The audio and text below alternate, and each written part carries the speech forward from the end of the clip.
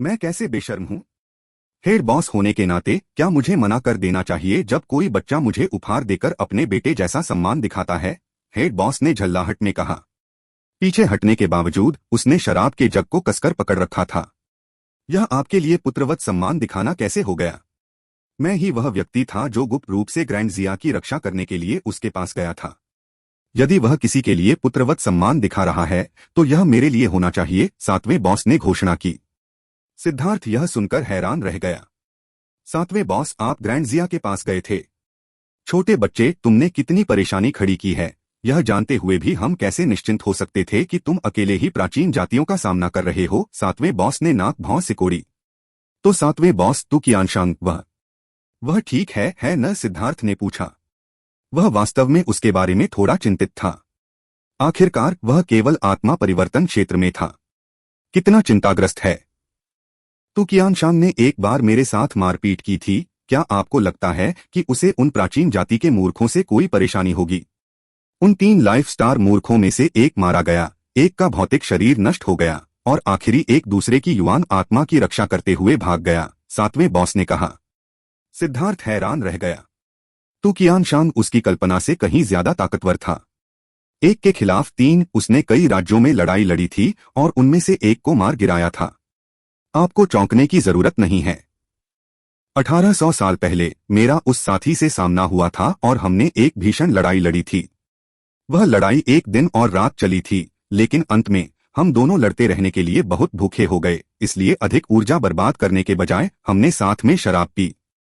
सच में तू कियानशांग अपनी पीढ़ी का प्रतिभाशाली व्यक्ति है और एक गर्म खून वाला व्यक्ति भी है। लेकिन अपने छोटे भाई की मौत के कारण वह वाइन गॉड पैलेस में शामिल हो गया। यदि वह उस समय से अपनी नाराजगी को छोड़ सकता तो वह बहुत पहले ही लाइफ स्टार दायरे में आगे बढ़ गया होता।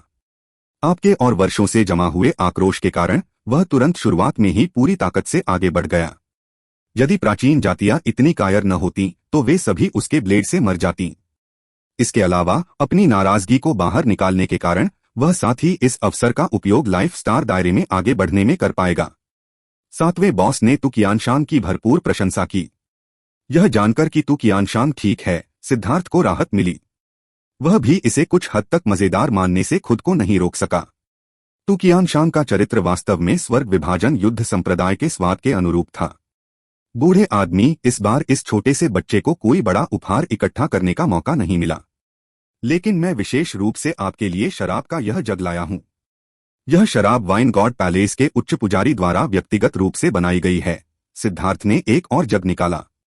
यह उन 2 बेमिसाल शराब के जगों में से एक था जो उच्च पुजारी ने उसे दिए थे। सिद्धार्थ के लिए इस तरह की शराब पीना पूरी तरह से बर्बादी थी। जब उसने उन्हें प्राप्त किया था तो उसने पहले एक ली तियानक्सुआन को और एक स्वर्ग विभाजन युद्ध संप्रदाय को देने के बारे में सोचा था। शराब देवता महल का उच्च पुजारी। इस बार बूढ़ा आदमी भी उठ खड़ा हुआ। सातों मालिकों की आंखें बाहर निकल आईं और वे शराब के जग को गौर से देखने लगे। बूढ़े आदमी ने सावधानी से घड़े की सील खोली और शराब की घनी सुगंध फैली जिसने सभी के मन को शांत कर दिया। क्या बढ़िया शराब है। सातों बॉस प्रशंसा में झूम उठे। वे सभी आत्मा परिवर्तन विशेषज्ञ थे जो लंबे समय तक जीवित रहे थे और बहुत कुछ देखा था, लेकिन उन्होंने कभी इतनी बढ़िया शराब नहीं देखी थी। बस एक नजर से, बस एक सूंघने से उन्होंने स्वर्गीय दाओस की आभा को महसूस किया और यहाँ तक कि उनके आध्यात्मिक युवान के साथ एक अजीब बदलाव भी हुआ। शराब देवता के महल का उच्च पुजारी। अच्छा दोस्त, तुम्हें वास्तव में उसकी शराब मिली है, तुम्हारे पास कुछ कौशल है, बूढ़े आदमी ने प्रशंसा की। उच्च पुजारी एक सर्वोच्च अस्तित्व था, कोई ऐसा व्यक्ति जिससे मिलने के लिए जीवन सितारा विशेषज्ञ भी आवश्यक रूप से योग्य नहीं होंगे। सिद्धार्थ के लिए उसकी शराब प्राप्त करना एक बहुत बड़ा सम्मान था। हे बूढ़े आदमी, तुम क्या सोच रहे हो? तुमने शराब क्यों पी? वैसे भी तुम हमें इसका स्वाद चखाओगे, है ना? बूढ़े आदमी को शराब लेते देख ऐसा लग रहा था कि वह उनके साथ शराब बांटने का इरादा नहीं रखता। बाकी सभी घबरा गए। यह महायाजक की शराब थी। भले ही यह सिर्फ एक बूंद ही क्यों न हो, वे कम से कम भविष्य में इसके बारे में डींग तो मार ही सकेंगे। यह कुछ ऐसा है जो सिद्धार्थ मुझे अपने पुत्रवत कर्तव्यों के तहत उपहार में दे रहा है। क्या इसका तुमसे कोई लेना देना है? इसके अलावा तुम्हारी साधना के आधार पर इस तरह की शराब पीना एक पूर्ण खजाने की बर्बादी है। बूढ़े आदमी ने अपना सिर हिलाया, उन्हें एक बूंद भी देने से इनकार कर दिया। भाड़ में जाओ, भाड़ में जाओ भाइयों। हेड बॉस ने गुस्से से दहाड़ लगाई, और जिस बात ने सिद्धार्थ की आंखें लगभग बाहर निकाल दी वह यह थी कि अन्य लोग भी उसी समय बूढ़े आदमी पर हमला कर रहे थे, स्पष्ट रूप से शराब वापस लेने की कोशिश कर रहे थे। हम कुछ बदमाश सोचते हैं कि वे विद्रोह कर सकते हैं। क्या ऐसा हो सकता है कि तुमने मुझे इतने लंबे समय तक बूढ़ा आदमी कहा है कि तुम वास्तव में सोचते हो कि मैं बूढ़ा हूं? भाग जाओ। बूढ़ा आदमी जोर से दहाड़ा, और एक भयानक क्यूई लहर तुरंत फट गई, जिससे उन सातों को पीछे धकेल दिया गया और उन्हें खून की उल्टी होने लगी। क्या बकवास है? सिद्धार्थ ने अचानक शाप दिया और काला बर्तन निकाल लिया, अपने शरीर को उसके पीछे छिपा लिया। धमाका! सिद्धार्थ भी क्यूई तरंग से टकराया और एक उल्का की तरह बाहर निकल आया। उसे खून की उल्टी हुई, उसे ऐसा महसूस हुआ जैसे उसकी हड्डियां टूट गई हों और वह दूर के पहाड़ से टकरा गया। इस विशाल पर्वत को सिद्धार्थ ने उड़ाकर टुकड़े टुकड़े कर दिया था, और जब वह मलबे से बाहर निकला तो उसने एक बार फिर खून की उल्टी की। ये पागल लोग! सिद्धार्थ अवाक रह गया। वह जल्दी से दूर एक पहाड़ की चोटी पर भाग गया। जहां वह अभी गया था वहां शक्तिशाली विशेषज्ञों के बीच भीषण युद्ध की गड़गड़ाहट हो रही थी। ऐसी चीज देखना उसके लिए बेहद फायदेमंद होगा। लेकिन जब वह पहाड़ की चोटी पर पहुंचा तो उसने देखा कि युद्ध पहले ही समाप्त हो चुका था। बूढ़ा आदमी एक काली छड़ी पकड़े हुए था। बाकी 7 लोग दर्द से तड़पते हुए जमीन पर पड़े थे। उन सभी के शरीर पर चोट के निशान थे और वे नीले पड़ गए थे। वे जगहें जहां उन्हें चोटें लगी थीं, बूढ़े की बेंत की तरह काली पड़ गई थीं। काली छड़ी से उनकी दयनीय स्थिति को देखते हुए सिद्धार्थ को एहसास हुआ कि बूढ़े आदमी को आवेश में भड़काने की कीमत चुकानी पड़ती है। क्या तुम समर्पण करते हो? बूढ़ा आदमी चिल्लाया। सबमिट किया। सिद्धार्थ ने उछलकर जल्दी से अपना रुख व्यक्त किया। इस बूढ़े आदमी का स्वभाव वाकई बहुत उग्र था। बूढ़े आदमी ने उसे घूरते हुए कहा, मैं तुमसे बात नहीं कर रहा था, मैं इन 7 छोटे बच्चों से पूछ रहा था। 7वें बॉस ने रेंगते हुए साहसपूर्वक घोषणा की, बस रुको, एक दिन मैं तुम्हें निश्चित रूप से अपने सामने घुटने टेकने पर मजबूर करूंगा। अय्या! 7वें बॉस को एक बार फिर बेंच से उड़ा दिया गया और सिद्धार्थ ने हड्डियों के टूटने की आवाज भी सुनी। वह कांप उठा। यह बहुत निर्दयी था। 7वें बॉस का भयानक शरीर अभी भी बेंत के प्रहार से बुरी तरह घायल था। अगर वह होता तो शायद वह फट जाता। बूढ़े आदमी ने कहा, यदि तुम आत्मसमर्पण नहीं करोगे तो तुम मुझ पर फिर से आ सकते हो। लेकिन अब वे 7 काले धब्बों से भरे हुए थे और बेहद दुखी दिख रहे थे। वे बहुत पहले ही अपनी विशेषज्ञ वाली छवि खो चुके थे। वे अपने आध्यात्मिक युवान को पुनः प्राप्त कर सकते थे, लेकिन बूढ़े व्यक्ति की छड़ी अजीब थी। वे थोड़े समय में अपनी त्वचा में घुसे काले रंग को बाहर निकालने में असमर्थ थे। यह संप्रदाय के गुरु की प्रतिष्ठा को चुनौती देने की कीमत थी। सिद्धार्थ, मैंने सुना है कि तुम्हारी हिम्मत बहुत बड़ी है। क्या तुम भी इसे आजमाना चाहते हो? बूढ़ा आदमी सिद्धार्थ की ओर मुड़ा। मैं? शायद आज नहीं। मैं वरिष्ठता का सम्मान करना जानता हूं। सिद्धार्थ ने जल्दी से अपना सिर हिलाया। क्या वह मजाक कर रहा था? हालांकि उसकी हिम्मत कम नहीं थी, लेकिन वह बेवकूफ भी नहीं था। वह सिर्फ पिटने के लिए खुद को नहीं भेजेगा। ओह हेड बॉस, चिंता मत करो, मेरे पास अभी भी पीने के लिए थोड़ी और शराब है। क्या आप मेरी मदद कर सकते हैं? हवा में अजीब तनाव को कम करने के लिए सिद्धार्थ ने शराब का एक बड़ा जग निकाला। इस पर्वत की चोटी पर हवा बहुत तेज थी, इसलिए सिद्धार्थ इसे पूरी तरह से रोक नहीं सका। वह केवल मदद मांग सकता था। यह सुनकर कि उसके पीने के लिए अभी भी शराब बाकी है, हेड बॉस तुरंत संभल गया और एक अवरोधक बना दिया जिसने सिद्धार्थ की रक्षा की। सिद्धार्थ ने एक पत्थर की मेज और कुछ शराब के कटोरे निकाले। उसने देखा कि 7 मालिक पिटाई के बाद बहुत उदास लग रहे थे। बेटे, तुम्हें उनकी चापलूसी करने की चिंता करने की जरूरत नहीं है।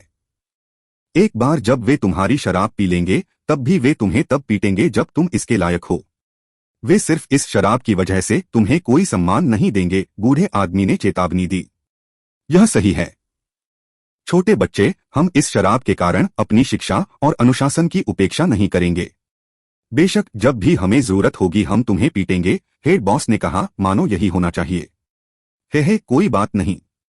एक परिवार को चापलूसी करने की जरूरत नहीं होती। लोग इस तीखी शराब का स्वाद लो। हेड बॉस की बातें सुनते ही सिद्धार्थ ने शराब के जार बदल दिए। उसने सभी को इस नई शराब का एक कटोरा पिलाया। सिद्धार्थ को लगा कि ये लोग वाकई दिलचस्प हैं। इस तरह का चरित्र वाकई अनोखा है। सिद्धार्थ ने पहले भी कई बार तू कियान शान की तीखी शराब पी थी। अब वह उसके असर को दबाने में सक्षम था। लेकिन head boss, second boss, third boss, fourth boss और सेवेंथ बॉस के पास यह कभी नहीं था।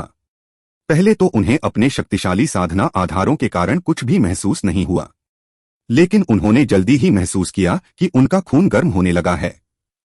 उनका साहस बढ़ गया और एक नजर का आदान प्रदान करते हुए वे अचानक एक साथ बूढ़े आदमी पर हमला कर दिया। अलविदा। सिद्धार्थ भाग गया और मेज और शराब रख दी। वह जल्दी से 1 मील दूर उड़ गया जब उसे एक भयानक क्यूई लहर ने उड़ा दिया। ऐसा लगा जैसे कोई पहाड़ उस पर टूट पड़ा हो और वह लगभग खून की उल्टी करने लगा। लड़ाई पहले ही शुरू हो चुकी थी। दूर जाकर गिरते हुए सिद्धार्थ का सिर हिल रहा था और वह खुद को संभालने की कोशिश कर रहा था। जब वह पीछे देखने में कामयाब हुआ तो उसने देखा कि सातों बॉस बूढ़े आदमी पर हमला कर रहे हैं। बूढ़े आदमी ने अपनी छड़ी हिलाई और काली छवियां हवा में भर गईं। लगभग ऐसा लगा जैसे अंधकार दुनिया को घेर रहा हो। धमाका धमाका धमाका धमाका। आह! अय्या! लानत है! चीख पुकार और गाली गलौज की आवाजें गूंज उठीं। जब वे काली तस्वीरें गायब हो गईं, तो हवा में खड़ा बूढ़ा आदमी दिखाई दिया और 7 मालिक मरे हुए कुत्तों की तरह जमीन पर पड़े थे। चौथे मालिक को सबसे ज्यादा तकलीफ हुई थी। उसका शरीर चट्टान में फंस गया था और सिर्फ उसके पैर बाहर निकले हुए थे। सिद्धार्थ अवाक रह गया। बूढ़ा आदमी सच में बहुत शक्तिशाली था। 7 के मुकाबले 1 भी। ऐसा लग रहा था जैसे वह बच्चों को हरा रहा हो। बूढ़े आदमी, आप बहुत शक्तिशाली और दबंग हैं। सिद्धार्थ जल्दी से बूढ़े आदमी के पास गया और कुछ तलवे चाटने वाले शब्द कहे। ऐसा लग रहा था जैसे वह उसके साथ एक परिवार था। उसे पूरा भरोसा था कि बूढ़ा आदमी ही स्वर्ग विखंडन युद्ध संप्रदाय में पूर्ण अधिकार वाला व्यक्ति है। उसके साथ जाना निश्चित रूप से राजा का रास्ता था। सिद्धार्थ, तुम छोटे कमीने, तुमने मुझे ठगने की हिम्मत की। हेड बॉस दहाड़ते हुए उसकी ओर बढ़ा।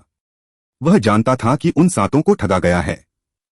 हेड बॉस का हाथ उसकी ओर बढ़ा। सिद्धार्थ ने शरारती ढंग से हंसी उड़ाई और बूढ़े आदमी के पीछे छिप गया। जैसा कि अपेक्षित था, उसका पुत्रवत सम्मान का उपहार व्यर्थ नहीं गया था। बूढ़े आदमी ने अपना बेंत लहराया, जिससे हेड बॉस उड़ गया। अपनी कमजोरी के कारण तुम अपना गुस्सा एक बच्चे पर निकालते हो? क्या तुम्हें जरा सी भी शर्म आती है? बूढ़े आदमी ने नाक भौं सिकोड़ी। अच्छा बेटा, तुममें इतनी हिम्मत है कि तुम हमारे खिलाफ भी साजिश रच सकते हो। रुको, हमारे हाथ मत पड़ना, दूसरे बॉस ने धमकी दी। ठीक है, तो तुम जा सकते हो और मैं बूढ़े आदमी के साथ अकेले ही शराब पी लूंगा। संयोग से मेरे पास कुछ और बढ़िया वाइन हैं, जिन्हें मैं अपने सम्मान में इस्तेमाल करना चाहता था। सिद्धार्थ ने कई वाइन के जग निकाले, जिनमें से हर एक अलग था। उसने जानबूझकर उन्हें थोड़ा खोला ताकि उनकी खुशबू बाहर निकल जाए। इस शराब को सूंघने पर साधारण लोगों के मुंह में भी पानी आ जाता था। स्वर्ग विभाजन युद्ध संप्रदाय के लोगों की तो बात ही छोड़िए, जो शराब के शौकीन थे। उनके लिए यह एक घातक आकर्षण था। खांसी, तुम दोनों के अकेले पीने से क्या फायदा? चिंता मत करो, हम तुम्हारे साथ चलेंगे। इस बढ़िया शराब के सामने हेड बॉस का गुस्सा तुरंत गायब हो गया। अगर बूढ़ा आदमी मौजूद न होता तो शायद वह पहले ही उन्हें छीन लेता। लेकिन अब उसने अपनी खाल को और भी मोटा कर लिया था ताकि वह उसके साथ रहे। कहे, अभी मैं बूढ़े आदमी की बेजोड़ दिव्य शक्ति का परीक्षण कर रहा था। ऐसा नहीं है कि बूढ़े आदमी से हारना शर्मनाक है। इस दुनिया में कितने लोग उसे चुनौती दे सकते हैं? सिद्धार्थ ने शराब डालते हुए सांत्वना दी। उसने अनुमान लगाया कि उन सातों को बहुत समय से इस तरह से पीटा नहीं गया था, जिसके कारण वे चिढ़ गए थे। एक जूनियर के सामने उनकी पिटाई होना वाकई थोड़ा शर्मनाक था। उसने जल्दी से उन्हें उस असहजता से बाहर निकलने का रास्ता बताया। इससे उन्हें बहुत आराम मिला, लेकिन जब उन्हें सिद्धार्थ की शराब मिली तो वे अब और अधिक सतर्क हो गए। तू कियान शान की शराब की याद अभी भी उनके दिमाग में जल रही थी और उन्होंने इस शराब को धीरे धीरे पिया। यह तू कियान शान की शराब के कारण ही था कि उनमें लड़ने की इच्छा उमड़ पड़ी थी और बूढ़े आदमी को हराने की इच्छा के साथ उन्होंने तुरंत हमला कर दिया, जिसके परिणामस्वरूप उन्हें बुरी हार का सामना करना पड़ा। लेकिन सिद्धार्थ द्वारा लाई गई ये वाइन मूल रूप से खेती से संबंधित नहीं थीं और केवल स्वाद के लिए इस्तेमाल की जाती थीं। इससे वे सभी प्रशंसा में झूम उठे। सौभाग्य से मालिकों को पता था कि वाइन गॉड पैलेस की शराब असाधारण रूप से कीमती थी और इसे मनमाने ढंग से नहीं पिया जा सकता था। वे सभी इसे धीरे धीरे स्वाद लेते हुए पीते रहे। शराब के कुछ घूंट उनके पेट में जाने के बाद वे सभी शांत हो गए और अपने पिछले अवसाद को भूल गए। उनका मूड लगातार बेहतर होता गया। सिद्धार्थ, तुम बुरे नहीं हो। मैं तुम्हारे प्रति अनुकूल दृष्टि रखता हूं। हेड बॉस ने उसकी तारीफ करते हुए उसके कंधे पर थपथपाया। सिद्धार्थ अवाक रह गया। यह बात इतनी अजीब क्यों लग रही थी? वह हंसा और उसके लिए और शराब डालते हुए बोला, हेड बॉस, मुझे लगता है कि आप 7 बॉस में सबसे ऊपर हैं। लेकिन बेशक, हेड बॉस का मेरा खिताब मैंने अपनी मुट्ठी से जीता है। 300 सालों से कोई भी मेरी स्थिति को हिला नहीं सका है। उसने शेखी बघारी। दूसरे बॉस ने नाक भौं सिकोड़ी, लेकिन कुछ नहीं कहा। सिद्धार्थ को तुरंत यह स्पष्ट हो गया कि 7 बॉस की रैंकिंग वरिष्ठता के आधार पर नहीं, बल्कि इस आधार पर थी कि किसकी मुट्ठी ज्यादा मजबूत थी। तो हेड बॉस, आपकी योग्यता के अनुसार आप बूढ़े आदमी के अलावा सबसे ताकतवर होंगे। लेकिन मैं हमेशा लोगों को आपको कोसते हुए क्यों सुनता हूं? सिद्धार्थ ने पूछा। मुझे कोस रहे हो? बताओ किसे? मैं उनका सिर फोड़ दूंगा। लेकिन ऐसा कहते हुए उसने बूढ़े आदमी की ओर प्रश्नवाचक दृष्टि से देखा। उसमें स्पष्ट रूप से आत्मविश्वास की कमी थी। तुम मुझे क्यों देख रहे हो? मैं तुम्हें कब कोसता हूं? क्या तुम्हें पीटना ज्यादा संतोषजनक नहीं है? बूढ़े आदमी ने नाक भौं सिकोड़ी। यह सुनकर कि यह बूढ़ा आदमी नहीं था, हेड बॉस निश्चिंत हो गया और उसका आत्मविश्वास बढ़ गया। उसने सिद्धार्थ से पूछा कि उसकी पीठ पीछे उसे कौन कोस रहा था। सिद्धार्थ ने जवाब दिया, उनकी गिनती करना मुश्किल है। बहुत से लोग कुछ इस तरह कहते हैं कि भाड़ में जाओ तुम्हारे डैडी, लानत है तुम्हारे डैडी, भाड़ में जाओ तुम्हारे डैडी। 2 छोटे कमीने, तुम पिटना चाहते हो? हेड बॉस ने तुरंत अपनी मुट्ठी उठाई। सिद्धार्थ, जो बहुत पहले से तैयार था, बूढ़े आदमी के पास सरक गया। नतीजतन बूढ़े आदमी ने अपनी हथेली से हेड बॉस की मुट्ठी को पीछे धकेल दिया। बूढ़े ने डांटा, तुम बच्चे से क्यों बहस कर रहे हो? तुम्हारे साथ मजाक करके यह पता चलता है कि वह तुम्हारे कितने करीब है। तुम इतने अंधे कैसे हो सकते हो? क्या बकवास है? हेड बॉस लगभग सांस नहीं ले पा रहा था। बूढ़ा आदमी इस बदमाश के प्रति कुछ ज्यादा ही सुरक्षात्मक हो रहा था, है ना? क्या होगा अगर उसे इसकी आदत हो गई? हेड बॉस, कृपया नाराज मत होइए। मैं सच कह रहा हूं, है ना? सिद्धार्थ ने कहा। हेड बॉस ने इस बारे में सोचा और सिर हिलाया। यह सच था कि लोग अक्सर इस तरह से गाली देते थे। उसका नाम वाकई थोड़ा अजीब था, लेकिन यह उसका खिताब था जिसके लिए उसने बहुत संघर्ष किया था। वह इसे यूं ही नहीं छोड़ सकता था। ठीक है, तो फिर भविष्य में मुझे हेड बॉस मत कहना। तुम मुझे बॉस बाओ कह सकते हो। हे बॉस बाओ, यह भी बहुत शक्तिशाली लगता है, बॉस बाओ ने हंसते हुए कहा। दूसरे बॉस इस बात से बेपरवाह थे और बस अपनी शराब का आनंद ले रहे थे। उनके लिए अपना शीर्षक बदलना कोई मायने नहीं रखता था। यह सिर्फ सुविधाजनक रैंकिंग के लिए था। उन्हें कोई आपत्ति नहीं थी। जब वे शराब पी रहे थे तो अचानक बूढ़े आदमी ने नाक सिकोड़ी। बॉस के चेहरे पर भी भाव आ गए। बूढ़े आदमी ने कहा, 7 लाइफ स्टार विशेषज्ञ आए हैं। उन्हें कौन बुलाना चाहता है? सिद्धार्थ अचंभित था। क्या हो रहा था? चौथे और छठे बूढ़े, तुम दोनों जाओ। बहुत दिनों से तुम लोगों ने कोई व्यायाम नहीं किया है, बॉस बाओ ने कहा। चौथे और छठे बॉस ने सिर हिलाया। अपनी शराब खत्म करके वे उठकर चले गए। सिद्धार्थ ने उन्हें बेवकूफ की तरह देखा। बॉस बाओ ने समझाया, प्राचीन जातियों के साथ बेवकूफ मेरे स्वर्ग विभाजक युद्ध संप्रदाय के क्षेत्र में आ गए हैं। चेतावनियों को अनदेखा करते हुए वे हमारे दरवाजे पर जबरन घुस आए। प्राचीन जातियां, क्या वे मुझे पकड़ने आ रहे हैं? धिक्कार है, ये कायर बदमाश, वे वाइन गॉड पैलेस के लिए परेशानी खड़ी करने की हिम्मत नहीं करते, इसलिए उन्हें मुझ पर नजर रखनी पड़ती है, सिद्धार्थ ने घृणा से कहा। एक ही बार में 7 लाइफ स्टार विशेषज्ञों को भेजकर वे स्पष्ट रूप से स्वर्ग विभाजन युद्ध संप्रदाय को उसे सौंपने के लिए मजबूर करने की कोशिश कर रहे थे। सिद्धार्थ का स्वर्ग विभाजन युद्ध संप्रदाय में आने का मूल उद्देश्य उनकी दयालुता का बदला चुकाना था।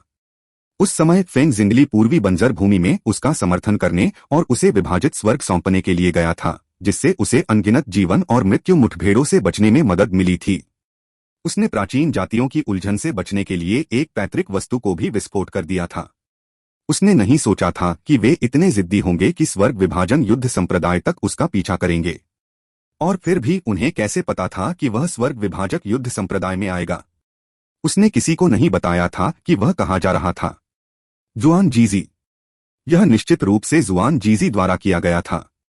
सिद्धार्थ को अचानक एहसास हुआ कि इस पूरे मामले के पीछे निश्चित रूप से जुआन जीजी की छाया थी। ग्रैंड जिया को मिली खबर के अनुसार एक बार जब जिया चेन ने ग्रैंड हान के शाही परिवार का सफाया कर दिया था तो 2 लाइफस्टार विशेषज्ञ उसे पकड़ने में विफल रहे थे। और फिर भी ग्रैंड हान के भीतर स्वर्गीय भाग्य मंडप ने एक आवाज भी नहीं की, जैसे कि उनमें से किसी का भी उनसे कोई लेना देना नहीं था। लेकिन यह तथ्य कि प्राचीन जातियां वास्तव में उसका पीछा करती हुई यहां आई थीं, सिद्धार्थ को जुआन जीजी की छाया देखने की अनुमति दे दी। उसकी आंखों में हत्या की मंशा भड़क उठी। जब तक वह कमीना मर नहीं जाता तब तक शायद उसके पास कोई शांतिपूर्ण दिन नहीं होगा। सिद्धार्थ को अपनी परेशानी दूसरों के सामने लाना पसंद नहीं था, लेकिन अंत में वह परेशानी फिर भी स्वर्ग विभाजन युद्ध संप्रदाय के सामने आ गई, जिससे वह क्रोधित हो गया। बच्चे, याद रखना, यह तुम्हारा घर है। कोई भी बेकार का विचार मत बनाओ, नहीं तो तुम्हें पीटा जाएगा, 7वें बॉस ने कहा, बिल्कुल भी चिंतित नहीं दिखते हुए। पुराना 7वां सही है। अब आप स्वर्ग विभाजन युद्ध संप्रदाय के शिष्य हैं। चाहे आप कितनी भी बड़ी परेशानी क्यों न खड़ी करें, हम आपको इसे सहने में मदद करेंगे। बॉस बाओ ने सिर हिलाया। धमाका। दूर से एक धमाकेदार आवाज आई तो जमीन कांप उठी। सिद्धार्थ को उस भयानक दबाव का एहसास हो गया था, लेकिन वह इतनी दूर था कि उसे कुछ भी दिखाई नहीं दे रहा था। उसे बस इतना पता था कि दोनों पक्षों में लड़ाई शुरू हो गई है। अचानक पहाड़ की चोटी पर 2 आकृतियां फिर से प्रकट हुईं। वे चौथे बॉस और छठे बॉस थे। अब उन पर कुछ खून के धब्बे थे, और हालांकि उन्होंने अपनी आभा को बचाकर रखा था, फिर भी वे असीम हत्या के इरादे से आगे बढ़ रहे थे। सिद्धार्थ को सबसे ज्यादा हैरानी इस बात से हुई कि चौथे बॉस के सिर पर 2 सिर थे, जबकि छठे बॉस के सिर पर भी एक सिर था। तीनों सिरों पर प्राचीन जातियों के खास निशान थे। उनसे आने वाले दबाव से वे स्पष्ट रूप से लाइफस्टार विशेषज्ञों के सिर थे। बूढ़े छठे, तुम में जंग लग गई है। चौथे बॉस ने दोनों सिरों को एक तरफ फेंक दिया जैसे कि वे कुछ भी नहीं थे, और फिर खुद के लिए शराब का एक कटोरा डाला। छठे बॉस ने भी अपने हाथ में पकड़ा हुआ सिर एक तरफ फेंक दिया। वह बड़बड़ाया, पुरानी नस्लें बहुत डरपोक होती हैं। नहीं तो मुझे भी 2 सिर मिलते। लेकिन जब छठा बॉस बैठा तो सिद्धार्थ ने उसकी छाती पर खून से लथपथ चोट देखी, जो ऐसा लग रहा था जैसे उसे पंजा मारा गया हो। उस चोट में विनाशकारी ऊर्जा थी, जिसके कारण वह उसे ठीक नहीं कर सका। सिद्धार्थ चौंक गया। इन दोनों ने प्राचीन जातियों के साथ लाइफस्टार विशेषज्ञों में से 3 को कुछ ही सांसों में मार डाला था। यह बहुत भयानक था, है न? अब सिद्धार्थ को एहसास हुआ कि फेंग जिंगली ने क्यों कहा कि स्वर्ग विभाजन युद्ध संप्रदाय के विशेषज्ञ बाहरी दुनिया के विशेषज्ञों की तुलना में सच्चे गुरु थे। उनके लिए लोगों के बीच लड़ना आसान था। उन 7 मूर्खों में से 3.5 भाग गए। चौथे बॉस ने बूढ़े आदमी से कहा। वह जिस आधे की बात कर रहा था वह यह था कि उनमें से एक के पास केवल आधा जीवन बचा था। यह कहना मुश्किल था कि वह जीवित रहेगा या नहीं, लेकिन अगर वह बच भी गया तो वह आधा अपंग हो जाएगा।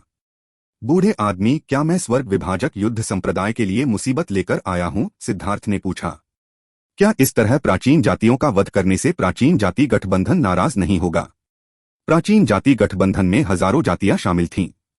उनकी कुल शक्ति भयावह थी और कोई भी संप्रदाय उसका विरोध नहीं कर सकता था। कोई भी उन्हें भड़काना नहीं चाहता था। मुसीबत?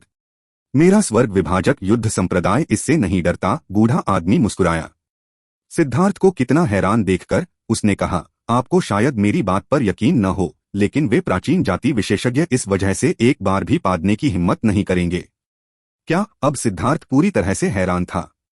बॉस बाओ ने हंसते हुए कहा, सिद्धार्थ, क्या तुम जानते हो कि हम में इतना आत्मविश्वास क्यों है? यह वास्तव में एक ऐसा सवाल था जिसके बारे में सिद्धार्थ सोच रहा था।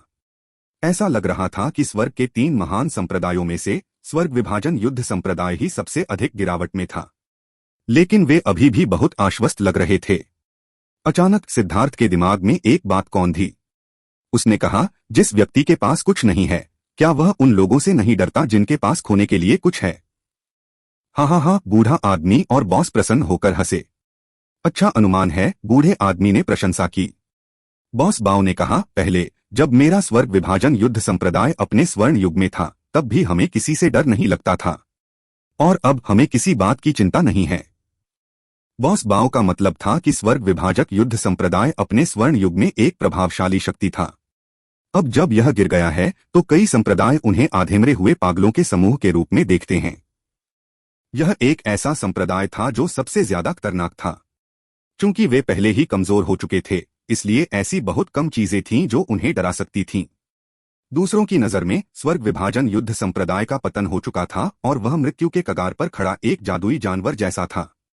यह बहुत संभव था कि मरने से ठीक पहले वह अपने आसपास के कुछ लोगों को अपनी मृत्यु की पीड़ा में गिरा देगा। यही कारण था कि कोई भी स्वर्ग विभाजन युद्ध संप्रदाय को भड़काना नहीं चाहता था, लेकिन हमने उनमें से बहुतों को मार डाला। क्या वाकई कोई समस्या नहीं होगी? सिद्धार्थ ने पूछा। वे 3 लाइफ स्टार विशेषज्ञ थे, 3 मुर्गियां नहीं। यह प्राचीन जातियों के लिए बहुत बड़ा अपमान था। यदि प्राचीन जाति गठबंधन क्रोधित हो गया और उनकी सभी जातियों को संगठित कर दिया गया तो एक स्वर्ग विभाजक युद्ध संप्रदाय की बात तो दूर, 10 स्वर्ग विभाजक युद्ध संप्रदाय भी तुरंत नष्ट हो जाएंगे। बच्चे, टूटी हुई नाव में भी हमला करने के लिए कुछ कीलें होती हैं, और हमारे स्वर्ग विभाजन युद्ध संप्रदाय के पास सिर्फ कुछ कीलें नहीं हैं। जब स्वर्ग के 3 महान संप्रदाय अपने स्वर्ण युग में थे तब प्राचीन जातियां कुत्तों के झुंड से ज्यादा कुछ नहीं थीं। लेकिन अब दुनिया बदल गई है और तीनों संप्रदायों का पतन हो गया है। हालांकि स्वर्ग दमन जादू संप्रदाय अपनी पूरी विरासत को बनाए रखने में कामयाब रहा, लेकिन उनके लिए अपने स्वर्ण युग की तुलना करने का कोई तरीका नहीं है। जुआंटियन दाओ संप्रदाय के जुआंटियन कैटलॉग की व्याख्या नष्ट कर दी गई, जिससे कोई भी इसकी गहराई को नहीं देख सकता, जिससे जुआंटियन दाओ संप्रदाय को आधा अपंग बना दिया गया। लेकिन सौभाग्य से उनके पास जुआंटियन टॉवर और पुनर्जन्म दर्पण है, जो उनके कर्म भाग्य को बनाए रखने के लिए 2 शक्तिशाली दिव्य वस्तुएं हैं, जिससे अन्य लोग उन्हें अपमानित करने की हिम्मत नहीं कर पाते। वह ली तियानक्सुआन हिम्मत और योजनाओं वाला आदमी है। उसके पास हिम्मत है और उसके पिछले कुछ नाटक बहुत अच्छे रहे हैं, लेकिन अंत में वह अपने गुरु से बहुत अधिक प्रभावित हो गया है और उसके मन में अभी भी बहुत सारी आशंकाएं हैं। वह पूरी तरह से आगे बढ़ने की हिम्मत नहीं कर पाता। सच कहूं तो मैं जुआंटियन दाओ संप्रदाय के कामों को देखकर निराश हूं। अगर कोई व्यक्ति ऐसे जीता है जैसे वह खाई को देख रहा हो, जैसे वह पतली बर्फ पर चल रहा हो, तो उसके साधना करने का क्या मतलब है? अगर कोई व्यक्ति मौत से डरता है तो उसे बस एक कछुए की गुफा ढूंढ लेनी चाहिए और हमेशा के लिए छिप जाना चाहिए, बूढ़े व्यक्ति ने थोड़ा तिरस्कारपूर्वक कहा। उसे जुआंटियन दाओ संप्रदाय के आचरण के बारे में अच्छी राय नहीं थी। बच्चे, तुम भी ली तियानक्सुआन से प्रभावित होने लगे हो। तुम्हें हर चीज का हिसाब रखना पसंद है, बिना किसी छेद के एक बेहतरीन प्लॉट बनाना। एक तरफ यह कोई दोष नहीं है। सत्ता में किसी के लिए यह जरूरी आवश्यकताओं में से एक है। लेकिन तुम अलग हो, तुम शासक नहीं हो, तुम एक साधक हो। हाँ, बुद्धि समस्याओं का समाधान कर सकती है, लेकिन फिर याद रखना, लड़ाई शुरू ही क्यों होती है? ऐसा इसलिए है क्योंकि बुद्धि सभी समस्याओं का समाधान नहीं कर सकती और फिर तुम्हें लड़ना ही पड़ता है। यदि आप अपनी बुद्धि पर निर्भरता बनाते हैं, यदि आप बहुत सतर्क रहने लगते हैं, यदि आप परेशानी से बचना शुरू कर देते हैं, तो आपकी प्रेरणा अनजाने में ही कम हो जाएगी। उस समय आप एक सच्चे साधक नहीं रह जाएंगे। आप बुद्धि से कुछ समस्याओं को हल करने में सक्षम हो सकते हैं, लेकिन आपको याद रखना होगा, यह साधना की दुनिया है। पूर्ण शक्ति के सामने बुद्धि आपको नहीं बचा पाएगी। इसलिए मेरे स्वर्ग विभाजन युद्ध संप्रदाय के शिष्यों को कोई योजना बनाने की शिक्षा नहीं दी जाती। बाहरी दुनिया मेरे शिष्यों को दिमाग की जगह मांसपेशियों वाले मूर्ख समझती है, लेकिन सच तो यह है कि हजारों साल पहले मेरा स्वर्ग विभाजन युद्ध संप्रदाय सेंट्रल प्लेन्स में अपनी ही लीग में था। अब भी हालांकि हम कमजोर हो गए हैं, देखो, क्या कोई हमें धमकाने की हिम्मत कर सकता है जैसे वे जुआंटियन दाओ संप्रदाय को धमकाते हैं? पुरुषों के रूप में, चाहे आपकी महिमा दुनिया को अंधा कर दे या आप इस हद तक गिर जाएं कि आपके पास कुछ भी न हो, आपको अपनी रीढ़ सीधी रखनी होगी। अगर कोई आपको धमकाने की हिम्मत करता है तो आपको उनसे मौत तक लड़ना होगा। हम खड़े होकर मर सकते हैं, लेकिन जीने के लिए घुटने नहीं टेक सकते। अंत में हमें यह याद रखना होगा कि हम गरिमा के साथ जीने की आदत डालते हैं। बूढ़े आदमी ने सिद्धार्थ को गौर से देखा। ऐसा इसलिए था क्योंकि इस बार सिद्धार्थ ने ग्रैंडजिया से बचने के लिए अपनी बुद्धि का इस्तेमाल किया था और यहाँ आया था। मौत के जाल का सामना करते हुए उसने बचने के लिए कई तरह की साजिशें रची थीं, लेकिन बूढ़े आदमी ने इस पर सकारात्मक नजरिया नहीं रखा। यह बुद्धिमत्ता भविष्य में सिद्धार्थ के साधना पथ के लिए एक बाधा बन जाएगी।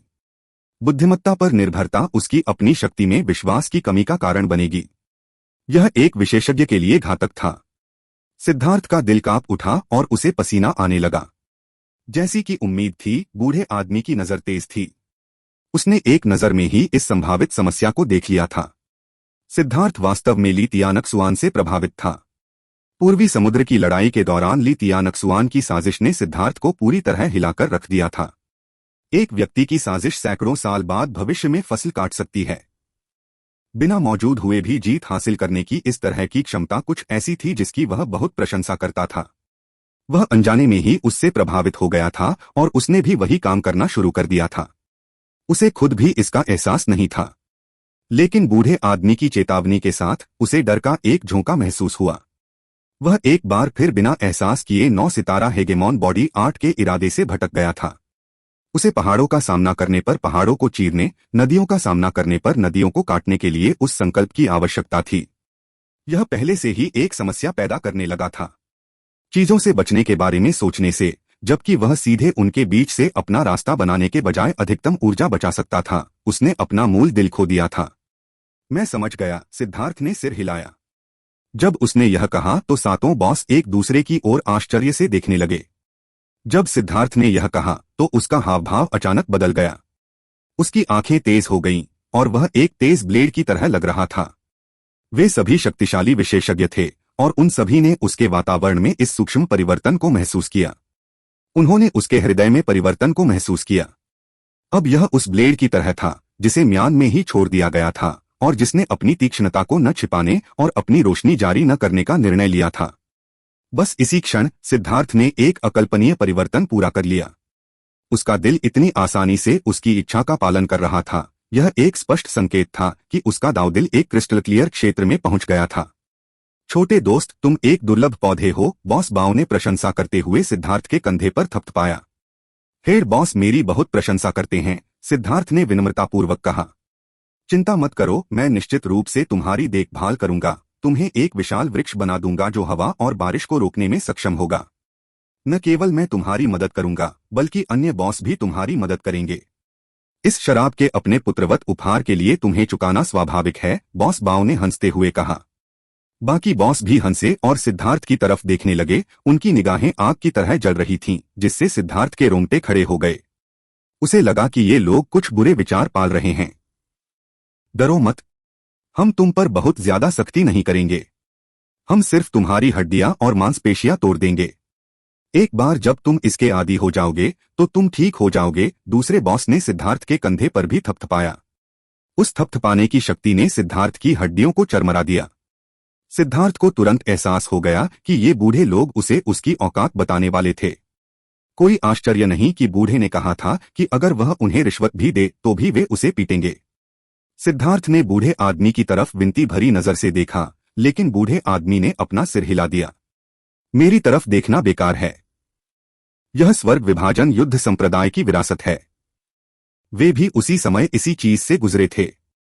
हालांकि अगर आपके पास शक्ति है तो आप उन्हें उनकी जगह पर रख सकते हैं। अगर आपके पास वह क्षमता नहीं है तो बस अपनी किस्मत को स्वीकार करें। लाइफ स्टार विशेषज्ञों को मारने वाले विशेषज्ञों को उनकी जगह पर रखो। यह मजाक थोड़ा पागलपन भरा था। क्या यह बाघ द्वारा कुत्ते को पीटने जैसा नहीं था? और उन 7 मालिकों को देखकर जो उसे भूखे भेड़ियों की तरह देख रहे थे, सिद्धार्थ का सिर सुन्न हो गया। वह बस यह कहने ही वाला था कि यह बहुत अनुचित है, जब उसे अचानक याद आया कि वह निश्चित रूप से स्वर्ग विभाजन युद्ध संप्रदाय के भीतर ऐसा कुछ नहीं कह सकता।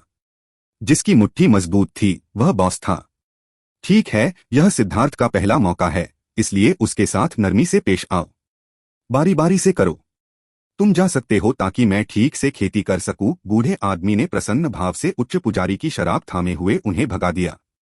सातों बॉस सिद्धार्थ को एक भूमिगत प्रशिक्षण कक्ष में ले गए। यह एक बहुत बड़ा प्रशिक्षण कक्ष था जिसकी दीवारों पर अनगिनत रून बने हुए थे। जमीन पर खून से लाल ईंटें जड़ी हुई थीं। ये ईंटें मूल रूप से नीली थीं, लेकिन अनगिनत वर्षों के बाद अनगिनत शिष्यों के खून ने उन्हें लाल कर दिया। प्रत्येक शिष्य इस फर्श पर अपना रंग छोड़ जाएगा। आओ सिद्धार्थ, मैं तुम पर कृपा करता हूँ। हाँ हाँ हाँ, बॉस बाओ ने बुरी तरह से हंसते हुए कहा। ठीक है, अगले 7 दिनों के दौरान हम स्वर्ग पृथ्वी दिव्य पूल से आपके लाभ को मजबूत करने में आपकी मदद करेंगे। पहला दिन हेड बॉस का है। हम में से प्रत्येक अगले कुछ दिनों के दौरान आपकी देखभाल करेगा, इसलिए इस अवसर का उचित रूप से आनंद लें, सातवें बॉस ने हंसते हुए कहा, क्योंकि वह अन्य मालिकों के साथ चला गया था। एक पल में केवल सिद्धार्थ और विशालकाय बॉस बाओ ही बचे। बॉस बाओ सिद्धार्थ को देख रहा था।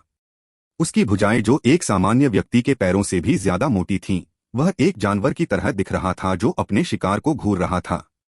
आगे बढ़ो और संकोच मत करो। कोई भी इस दुर्भाग्य से कभी नहीं बच सकता। जब मैं यहां था तब मुझे भी पीटा गया था। अफसोस की बात है कि वे बूढ़े कमीने जो मुझे पीटते थे अब मौजूद नहीं हैं। बॉस बाओ की आंखों में दर्द की एक झलक दिखाई दी, लेकिन यह जल्दी ही उसकी शक्तिशाली बढ़ती आभा से ढक गई। आओ, मर्द की तरह लड़ो।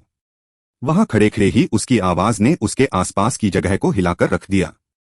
उसका विशाल शरीर किसी शैतान राजा के शरीर जैसा था, जो अविश्वसनीय दबाव दे रहा था। भाड़ में जाओ, मैं पूरी ताकत से जा रहा हूं।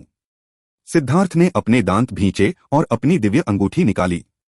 उसकी आंखों में तारे उभर आए और उसके शरीर पर तराजू उभर आए। वह बॉस बाओ पर टूट पड़ा। सिद्धार्थ की मुट्ठी बॉस बाओ के चेहरे पर लगी। उस शक्ति से अंतरिक्ष में कंपन होने लगा। लेकिन सिद्धार्थ को हैरानी इस बात से हुई कि बॉस बाओ ने अपनी हरकत तक नहीं की। उसने सिद्धार्थ की मुट्ठी को अपने चेहरे पर पड़ने दिया। उसने अपनी भौहें भी नहीं सिकोड़ी। सिद्धार्थ का चेहरा हरा हो गया। यह कैसा राक्षस था? उसका पूरा दमखम वाला मुक्का पहाड़ को चकनाचूर कर सकता था, लेकिन बॉस बाओ को कोई नुकसान नहीं पहुंचा पाया। क्या आपके पास बस इतना ही है? क्या आपने बिना किसी कारण के दिव्य कुंड का इतना पानी सोख लिया? मुझे आपकी छिपी हुई क्षमता को जगाने में मदद करने दीजिए। बॉस बाओ अचानक दहाड़ने लगा और एक भयानक क्यूई लहर फूट पड़ी। सिद्धार्थ के पास उसे रोकने की शक्ति भी नहीं थी और वह दीवार से टकरा गया। मुंह भर खून उगलने लगा। उसने आखिरकार अपने नीचे लाल फर्श पर अपना योगदान छोड़ दिया। सिद्धार्थ स्वर्ग विभाजन युद्ध संप्रदाय के चौक में बैठा था। सुबह की सूरज की गर्म किरणें उसके चोटिल और सूजे हुए चेहरे को रोशन कर रही थीं। यह उसका पहला अनुभव था कि सूर्य का प्रकाश इतना गर्म हो सकता है। यह उसका पहला अनुभव था कि सांस लेना भी एक धन्य बात है। यह उसका पहला अनुभव था कि वह जीवित होने के लिए कितना भाग्यशाली है। पिछले 7 दिनों में उसने वह अनुभव किया था जिसे दूसरे लोग धरती पर नरक कहते हैं। 7 शैतान देवता उसे बुरी तरह से प्रताड़ित कर रहे थे।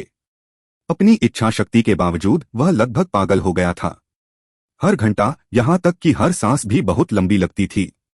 उनके साथ उसकी भीषण लड़ाई के दौरान नहीं, इसे उसकी भीषण पिटाई के दौरान कहा जाना चाहिए। हालांकि सिद्धार्थ ने अपना सर्वश्रेष्ठ दिया था, लेकिन वह उन्हें कोई वास्तविक चोट नहीं पहुंचा पाया था। और अपनी साधना के आधार पर भरोसा करते हुए उन्हें उसे हराने में कोई शर्म या कोई संदेह महसूस नहीं हुआ। इन 7 दिनों में उसे लगभग संदेह होने लगा था कि वह अपने जीवन के साथ क्या कर रहा है। वे वास्तव में बेशर्म थे, और चाहे उसने उन्हें कितनी भी बार उकसाया हो, वे उसके झांसे में नहीं आए। फाउंडेशन फोर्जिंग साधना आधार के साथ उससे लड़ने से इनकार कर दिया। जब उसे लगभग मार डाला गया था तो उसने ऐसी किसी भी चीज के बारे में सोचने की कोशिश की थी जो उसे बचा सके, लेकिन कुछ भी उसे एक मरे हुए कुत्ते में तब्दील होने से नहीं रोक सका। शायद यही वह बात थी जो बूढ़े आदमी ने कही थी जब उसने कहा था कि पूर्ण शक्ति के सामने बुद्धिमत्ता बेकार है। वास्तव में सिद्धार्थ को संदेह था कि यह बूढ़े आदमी द्वारा जानबूझकर दिया गया सबक था।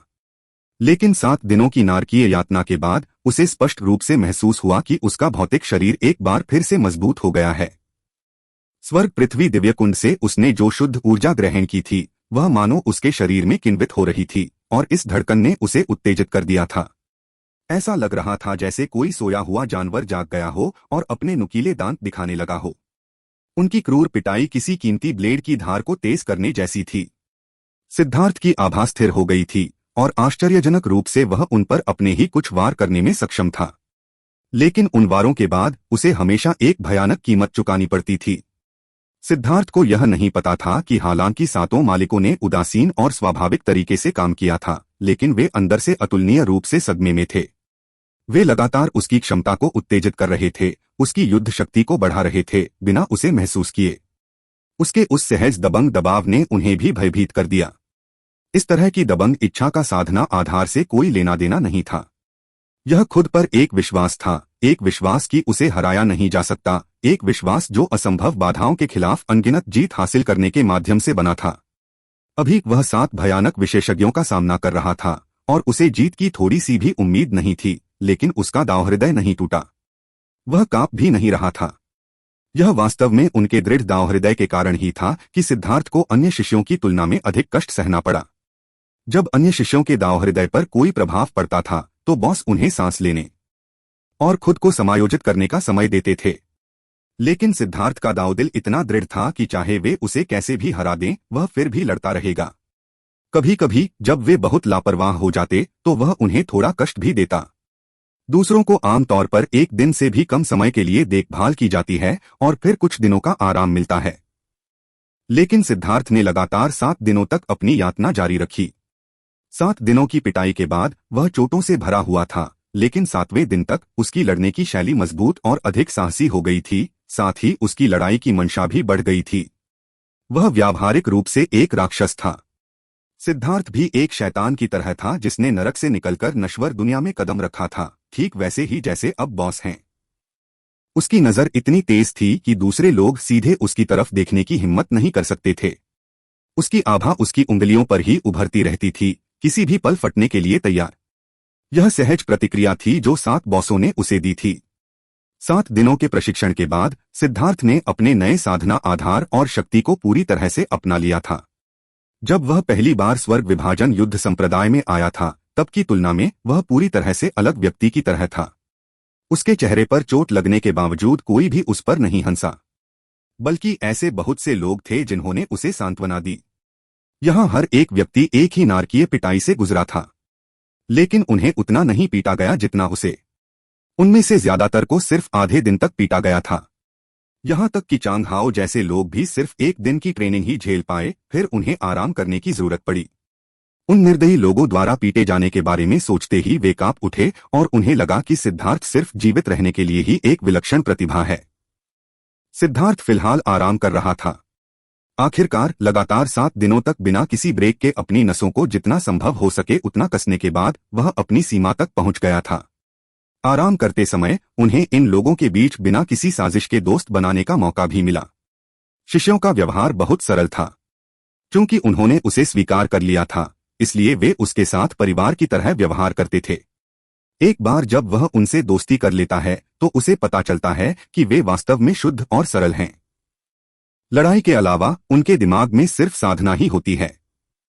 उनके विचार बहुत सरल थे और वे अपनी मुट्ठी से सब कुछ तय कर सकते थे। सिद्धार्थ, चलो, मैं तुम्हारे लिए न्याय की लड़ाई लड़ूंगा, 7वें दर्जे के एक दिव्य व्यक्ति ने पास से गुजरते हुए कहा। ठीक है, मुझे बस थोड़ा आराम करने दो, सिद्धार्थ ने अपना सिर हिलाया, कुछ अवा। इन लोगों को वास्तव में लड़ना पसंद था। चाहे वे खा रहे हों या सो रहे हों, एक शब्द और वे लड़ने लगते थे। वास्तव में कभी कभी जब 2 लोग बैठे होते हैं और शौच करते हैं तो वे अपने ऊपरी शरीर से लड़ना शुरू कर देते हैं। इससे नीचे की प्राकृतिक गतिविधियों पर कोई असर नहीं पड़ता। स्वर्ग विखंडन युद्ध संप्रदाय की साधना तकनीक अत्यंत विशेष थी। यहाँ तक कि ये साधक भी संप्रदाय के भीतर सामान्य मनुष्यों की तरह ही शौच करते थे। वे औषधीय गोलियां नहीं खाते थे। वे ध्यान में नहीं बैठते थे। वे उपवास नहीं करते थे। वास्तव में वे बहुत खाते थे, ज्यादातर उच्च श्रेणी के जादुई जानवरों का मांस खाते थे। वे वैकल्पिक साधना पथ पर चलते थे। सिद्धार्थ अभी भी इस नई गति के लिए पूरी तरह से अभ्यस्त नहीं हुआ था। उसे न्याय के लिए उनकी लड़ाई में कोई दिलचस्पी नहीं थी। उसने अनुमान लगाया कि यह सिर्फ लड़ाई का एक और खेल था। चलो चलें, चलो न्याय के लिए लड़े। एक और व्यक्ति ने भी वही वाक्य बोलते हुए सिद्धार्थ को आवाज दी। सिद्धार्थ ने फिर मना कर दिया, लेकिन फिर आश्चर्यजनक रूप से 10 से ज्यादा लोग वहां से गुजरे और सिद्धार्थ को आवाज लगाई, चलो न्याय के लिए लड़ते हैं। क्या हो रहा था? अभी वह सोच ही रहा था कि क्या उसे उनके साथ जाकर देखना चाहिए, तभी एक और व्यक्ति वहां से गुजरा। वह बहुत लंबा और चौकोर चेहरे वाला आदमी था। भाई, चलो कुछ मौजमस्ती करें। सिद्धार्थ चौंक गया और उसने पूछा, आप बाकी लोगों की तरह न्याय के लिए क्यों नहीं लड़ रहे हैं? चौकोर चेहरे वाले आदमी ने उत्सुकता से पूछा, मैं बाओ बुपिंग हूं। क्या आप कभी किसी ऐसे व्यक्ति से मिले हैं जो खुद से लड़ता हो? सिद्धार्थ लगभग अपनी चट्टान से गिर गया। जब उन्होंने कहा कि वे न्याय के लिए लड़ना चाहते हैं तो वे सिर्फ तुम्हें पीटना चाहते थे।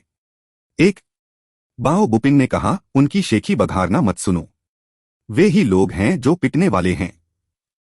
केवल अब सिद्धार्थ ने देखा कि बाओ बुपिंग एक 8वीं श्रेणी का दिव्य था और उसकी आभा शायद चांद हाओ की तुलना में अधिक मजबूत थी। उत्सुकतावश सिद्धार्थ उसके साथ चला गया। वह जानता था कि इस दिशा में एक घाटी है, लड़ाई के लिए एक खूबसूरत जगह।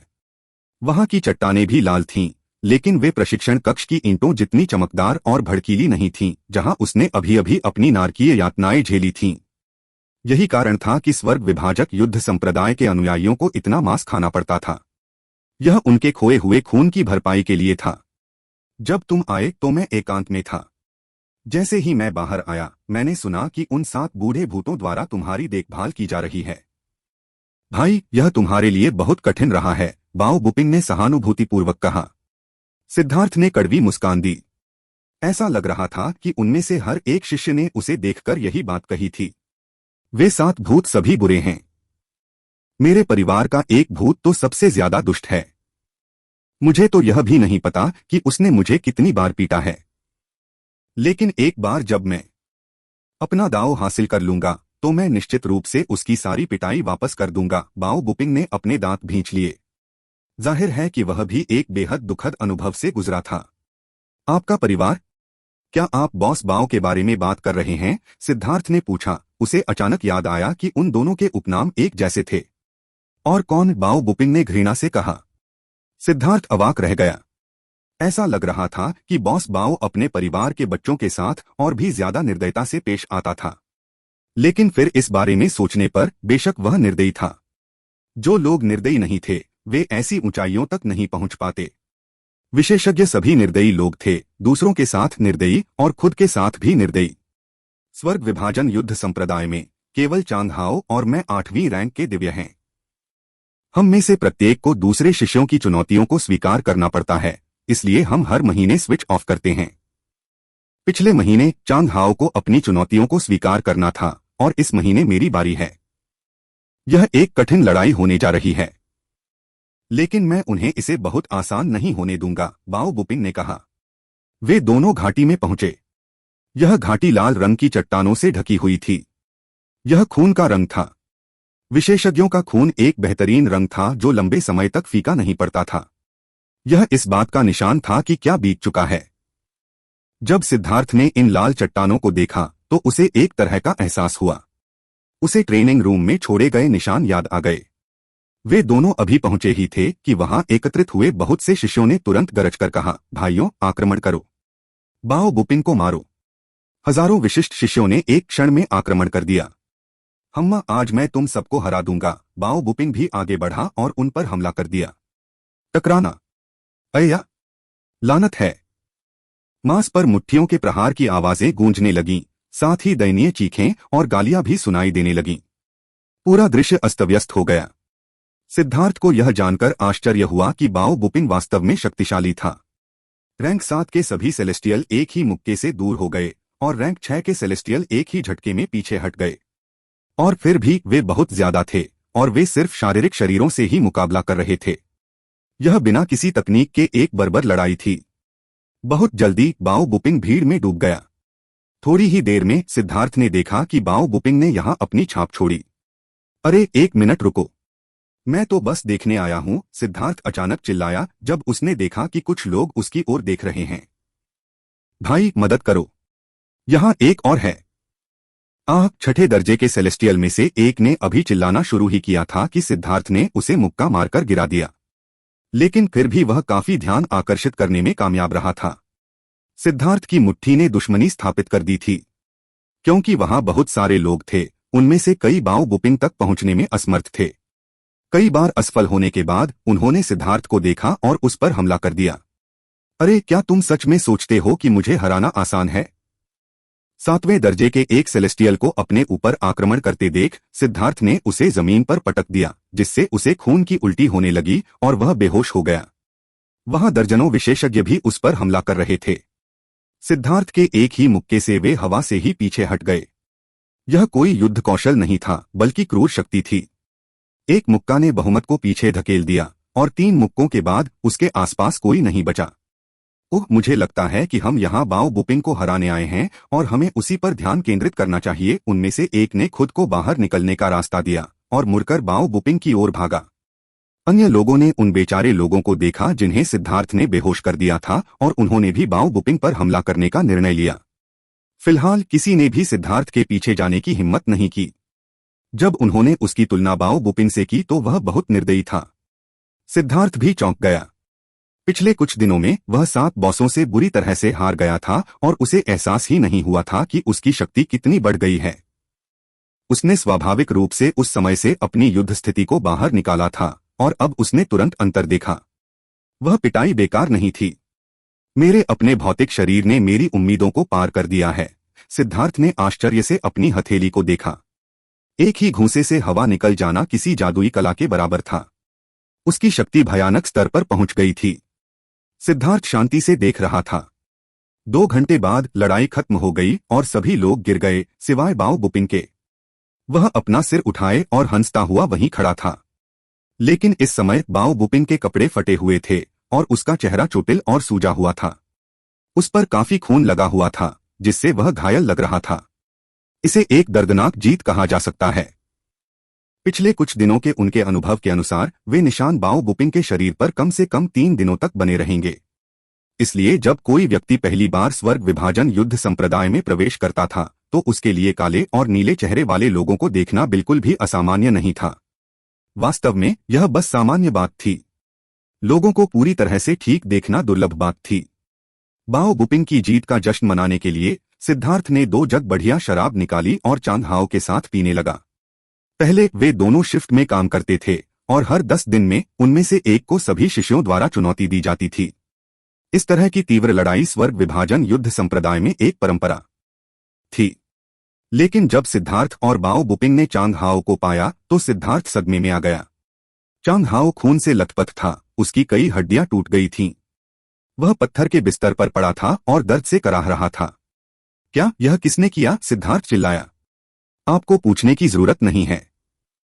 उन पुराने भूतों के अलावा कौन इतना कठोर हाथ वाला होगा? बाओ बुपिंग को इस तरह के दृश्य देखने की आदत थी और उसने चांग हाओ को उसकी हड्डियों को उसके आध्यात्मिक युवान से फिर से जोड़ने में मदद करने के लिए हाथ बढ़ाया। छठ धीरे से चांग हाओ ने अपने दांत भींच लिए। सिद्धार्थ के पास उसके लिए दवाई की गोलियां थीं, लेकिन उसने उसे कोई दवाई नहीं दी। स्वर्ग विभाजन युद्ध संप्रदाय के शिष्यों ने युद्ध देवता पवित्र कैनन की साधना की। समान साधना तकनीक वाले लोगों से आने वाली चोटें एक प्रकार का उत्प्रेरक थीं। जब उनके वरिष्ठ उन्हें हराते थे तो मुख्य कारण उन्हें बढ़ने में मदद करना था। हालांकि इस तरह की बढ़ती प्रक्रिया ने अन्य लोगों को अवाक कर दिया, लेकिन सिद्धार्थ को यकीन था कि स्वर्ग विभाजन युद्ध संप्रदाय के प्रत्येक शिष्य बाहरी दुनिया के तथाकथित कुलीनों की तुलना में सिर्फ एक स्तर अधिक मजबूत नहीं थे। हालांकि 2 लोग 5वें रैंक के सेलेस्टियल हो सकते हैं, लेकिन हेवन स्प्लिटिंग बैटल सेट के 5वें रैंक के सेलेस्टियल उसी दायरे के दूसरे संप्रदायों के 5वें रैंक के सेलेस्टियल को आसानी से मार सकते हैं। यह बैटल गॉड सेक्रेड कैनन की शक्ति थी। चाहे वह चोटें ही क्यों न हो या दर्द, वे उनकी क्षमता को उत्तेजित करने के लिए अच्छे थे। अगर सिद्धार्थ ने चांग हाओ को दर्द कम करने के लिए कोई दवाई दी होती तो यह पिटाई बेकार होती। 2 घंटे आराम करने के बाद ही चांग हाओ बैठ पाया। उसके मुंह से गालियां निकल रही थीं। तभी सिद्धार्थ को पता चला कि जिसने उसे हराया था वह चौथा बॉस था। सिद्धार्थ, यह वाइन कमाल की है। चांग हाओ और बाओ बुपिंग खुशी से चिल्ला उठे। चांग हाओ तुरंत अपनी पिछली उदासी भूल गया। सिद्धार्थ ने उन्हें जो शराब पीने को दी उसमें से ज्यादातर शराब उस समय की थी जब वह और जिया युलुओ पहली बार वाइन गॉड पैलेस में ठगी करने गए थे। यह किसी की साधना के लिए उतना फायदेमंद नहीं था, इसलिए सिद्धार्थ इसे बेतरतीब ढंग से पीने के लिए निकाल सकता था। जहां तक नई औषधीय मदिरा की बात है जिसे उन्होंने परिष्कृत किया था, सिद्धार्थ उसे ड्रैगन ब्लड लीजन के लिए छोड़ रहा था। उन्हें इस तरह बर्बाद नहीं किया जा सकता था। लेकिन इसके बावजूद वाइन गॉड पैलेस की शराब अविश्वसनीय रूप से दुर्लभ थी और चांग हाओ और बाओ बुपिंग को ऐसा महसूस हुआ जैसे वे तैरने वाले थे। सिद्धार्थ, तुम्हें जुआनतियान दाओ संप्रदाय में वापस जाने के बजाय यहीं रहना चाहिए। क्या अपने भाइयों के साथ यहाँ रहना बाहर जाकर बाहरी दुनिया की बेवकूफी भरी साजिशों से निपटने से 100 गुना बेहतर नहीं होगा? बाओ बुपिंग ने सुझाव दिया। ठीक है, तुम्हें यहीं रहना चाहिए। हम तीनों कड़ी मेहनत करके साधना कर सकते हैं और फिर हम जल्दी ही उन पुराने भूतों को हरा देंगे। उस समय हम मिलकर उन्हें उनके पद से हटाने का काम कर सकते हैं, चांग हाओ ने कहा। सिद्धार्थ अवाक रह गया। उनकी यह महान आकांक्षा शायद हासिल करना मुश्किल होगा। लेकिन उनकी ईमानदारी से उसका दिल खुश हो गया। हालांकि बूढ़े आदमी और 7 मालिकों ने स्वर्ग पृथ्वी दिव्य कुंड के बारे में एक शब्द भी नहीं कहा था, लेकिन सिद्धार्थ मूर्ख नहीं था। चांग हाओ और बाओ बुपिंग, जो सीधे साधे आदमी थे और जिनके दिमाग में ऐसे विचार नहीं थे, कि कुछ शब्दों से ही सिद्धार्थ स्वर्ग पृथ्वी दिव्य कुंड की सच्चाई जानने में कामयाब हो गया, जिससे उसे शर्मिंदगी महसूस हुई। स्वर्ग पृथ्वी दिव्य पुल पूरी तरह से इस्तेमाल होने के बाद स्वर्ग विभाजन युद्ध संप्रदाय की विरासत यहीं खत्म हो जाएगी। उसके लिए स्वर्ग विभाजन युद्ध संप्रदाय ने अपने अंतिम दिव्य झरनों का इस्तेमाल कर लिया था। इस तरह की दयालुता बहुत महान थी, इतनी महान कि उसके पास इसे चुकाने का कोई तरीका नहीं था। इसके अलावा वह जानता था कि उसे ऐसे पेश आना होगा जैसे कि उसे इस मामले के बारे में कुछ पता ही नहीं है, क्योंकि बूढ़ा आदमी और मालिक उसे परिवार की तरह मानते थे और वे कोई भी वापसी नहीं चाहते थे। उन दोनों के जरिए सिद्धार्थ को पता चला कि स्वर्ग विभाजन युद्ध संप्रदाय के पास सिर्फ एक दिव्य वस्तु थी, स्वर्ग विभाजन ब्लेड। यह स्वर्ग विभाजन ब्लेड उस पहाड़ की चोटी पर सीलबंद था जिस पर बूढ़ा आदमी रहता था। अभी स्वर्ग विभाजन युद्ध संप्रदाय अपने कर्म भाग्य को बनाए रखने के लिए स्वर्ग विभाजन ब्लेड पर निर्भर था। यह एकमात्र ऐसी चीज थी जिस पर स्वर्ग विभाजन युद्ध संप्रदाय भरोसा कर सकता था। लेकिन वे स्वर्ग विभाजन ब्लेड का उपयोग करने में असमर्थ थे, क्योंकि यह स्वर्ग पृथ्वी दिव्य पुल से जुड़ा हुआ था। अगर वे अभी स्वर्ग विभाजन ब्लेड का उपयोग करते तो स्वर्ग पृथ्वी दिव्य पुल अपंग हो जाता। प्राचीन युग में स्वर्ग विभाजन युद्ध संप्रदाय स्वर्ग विभाजन ब्लेड का उपयोग करके हवा से ऊर्जा को अवशोषित करने में सक्षम था, जिससे स्वर्ग पृथ्वी दिव्य पुल को फिर से भर दिया गया। लेकिन बाद में एक विशाल क्लेश के बाद स्वर्ग विभाजन युद्ध संप्रदाय ने स्वर्ग को विभाजित करने के अंतिम 3 रूपों को खो दिया था और स्वर्ग को विभाजित करने के 9 रूपों का उपयोग करने में सक्षम कोई भी विशेषज्ञ क्लेश में गिर गया था। स्प्लिट द हेवेंस के पूर्ण 9 रूपों के बिना स्वर्ग और पृथ्वी से ऊर्जा को अवशोषित करने और उनके दिव्य झरने को फिर से भरने के लिए हेवन स्प्लिटिंग ब्लेड की शक्ति को सक्रिय करना असंभव था। यदि कोई संकट आया और संप्रदाय को स्वर्ग विभाजन ब्लेड का उपयोग करना पड़ा तो उस पर लगी मुहर टूट जाएगी और फिर भविष्य में भले ही स्वर्ग विभाजन के पूरे 9 रूप मिल जाएं, दिव्य झरने को फिर से भरने का कोई तरीका नहीं होगा। यही कारण था कि स्वर्ग विभाजन युद्ध संप्रदाय वर्तमान में लाइन के अंत में था। लेकिन बूढ़े आदमी और 7 मालिकों ने इस मामले को खुद पर हावी नहीं होने दिया। वे वैसे ही रहते और खाते रहे जैसे वे थे। ऐसा लग रहा था कि उन्हें स्वर्ग विभाजन युद्ध संप्रदाय के जीवन और मृत्यु की कोई परवाह नहीं थी। आसमान टूट जाने पर भी खड़े होने की हिम्मत दिखाने का यह रवैया सराहनीय था, लेकिन अंत में सिद्धार्थ को इस बात का पछतावा होता रहा। वह ऐसा व्यक्ति नहीं था जो एहसान करना पसंद करता हो, लेकिन वह इस समय इतना कमजोर था कि इस उपकार का बदला नहीं चुका सकता था। वह बाद तक इंतजार ही कर सकता था। आओ आज की जीत का जश्न मनाएं। बाओ बुपिंग ने शराब का अपना कटोरा उठाया और उनके सामने रख दिया। जब शराब के कुछ कटोरे उसके गले से नीचे उतर गए तो चांग हाओ ने पूछा, सिद्धार्थ, क्या तुम जानते हो कि मेरा पसंदीदा रंग कौन सा है?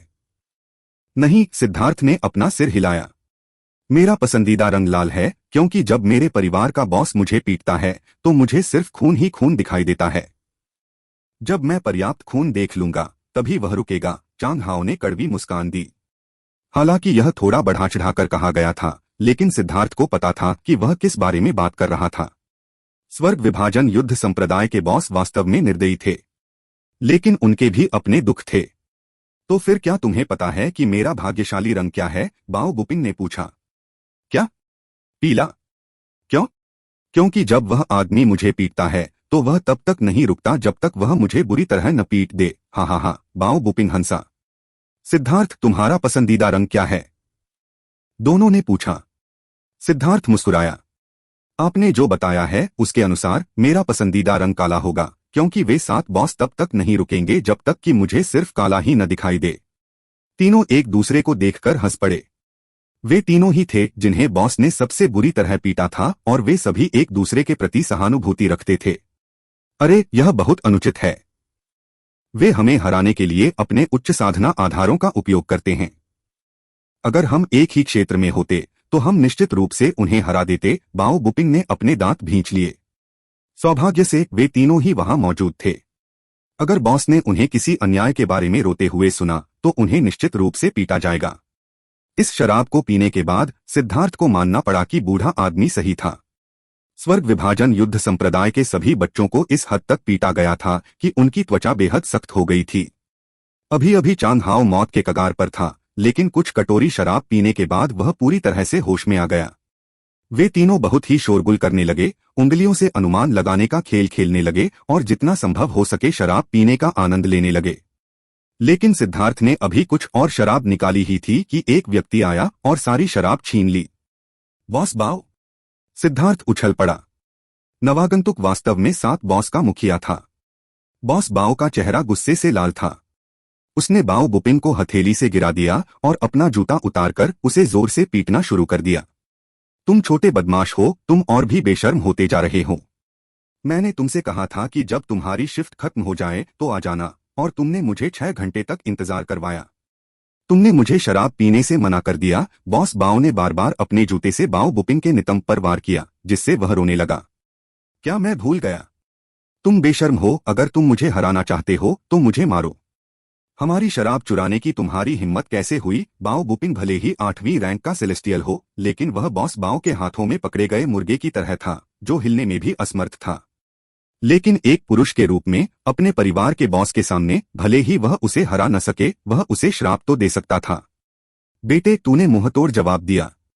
आज मैं तुझे तब तक पीटूंगा जब तक तू यह नहीं समझ जाएगा कि गुलाब लाल क्यों होते हैं। बाओ बुपिन ने और भी जोरदार वार करना शुरू कर दिया। बॉस बाओ, यह... सिद्धार्थ यह सब देखकर बर्दाश्त नहीं कर सका। यह बहुत बेशर्मी थी। उसने न केवल एक बच्चे की शराब चुराई, बल्कि उसने उस बच्चे को बोलने भी नहीं दिया। ओह सिद्धार्थ, तुम कुछ कहना चाहते हो? अगर तुमने नरमी मांगने की हिम्मत की तो मैं तुम्हें भी उसी के साथ पीटूंगा, बॉस बाओ ने गुस्से में कहा और उसे ऐसा करने की चुनौती दी। आह, तुम गलत समझ रहे हो। मेरा मतलब सिर्फ इतना था कि तुमने बाओ बुपिन की गांड को इतना पीटा है कि वह सुन्न हो गई है। आगे बढ़ने से पहले तुम्हें उसे पलट देना चाहिए। सिद्धार्थ ने मुस्कुराते हुए सिर हिलाया। फिर बाओ बुपिन की ओर देखते हुए उसने माफी मांगते हुए कहा, माफ करना भाई, मैं तुम्हारी सिर्फ इतनी ही मदद कर सकता हूं। सिद्धार्थ, तुम कमीने! बाओ बुपिन गुस्से में बोला। लेकिन उसे जल्दी ही एहसास हो गया कि सिद्धार्थ एक हाथ से उसे अजीब इशारा कर रहा था, और फिर वह चुप हो गया, एक ऐसे कोण पर जहां से बॉस बाओ कुछ भी नहीं देख सकते थे। जबकि सिद्धार्थ ने सम्मानपूर्वक बॉस बाओ को झुकाया, उसने अपने दूसरे हाथ से चांद हाओ को इशारा भी किया। यह देखकर चांद हाओ को तुरंत समझ आ गया। अपने दांतों को भींचते हुए जैसे ही बॉस बाओ बाओ बुपिन को पीटना जारी रखने वाला था, उसने अचानक अपनी तलवार निकाली और बॉस बाओ पर वार कर दिया। छोटे बदमाश, तुम्हारी हिम्मत कैसे हुई? बॉस बाओ गुस्से में हंसा। उसने चांद हाओ की तलवार पर एक हथेली का वार किया। वे तीनों इस हथेली की ताकत से परिचित थे। अगर वार होता तो पता नहीं चांद हाओ कितनी दूर तक उड़ पाता। लेकिन जैसे ही बॉस बाओ ने हमला किया, एक भयंकर और ठंडा कृपाण क्यूई अचानक बाहर आ गया। स्वर्ग को विभाजित करें 4। तुम कमीने, तो यह सब तुम ही थे। बॉस बाओ का दिल कांप उठा। सिद्धार्थ का हमला बहुत तेजी से आ रहा था। इस चाल के लिए उसका कास्ट टाइम बहुत कम था, और यह चांद हाओ की ब्रॉडस्वॉर्ड के साथ ही उस पर वार कर रहा था।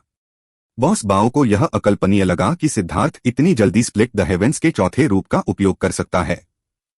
फिर भी तुम अभी तक स्वर्ग को पलट नहीं सकते। हालांकि बॉस बाओ को समझ में नहीं आया कि वह ऐसा कैसे कर पाया। बॉस बाओ हंसा और एक हाथ से बाओ बुपिन को पकड़े हुए जिस हथेली को वह चांद हाओ की ओर बढ़ा रहा था, अब वह सिद्धार्थ की कृपांशवी की ओर मुड़ गया।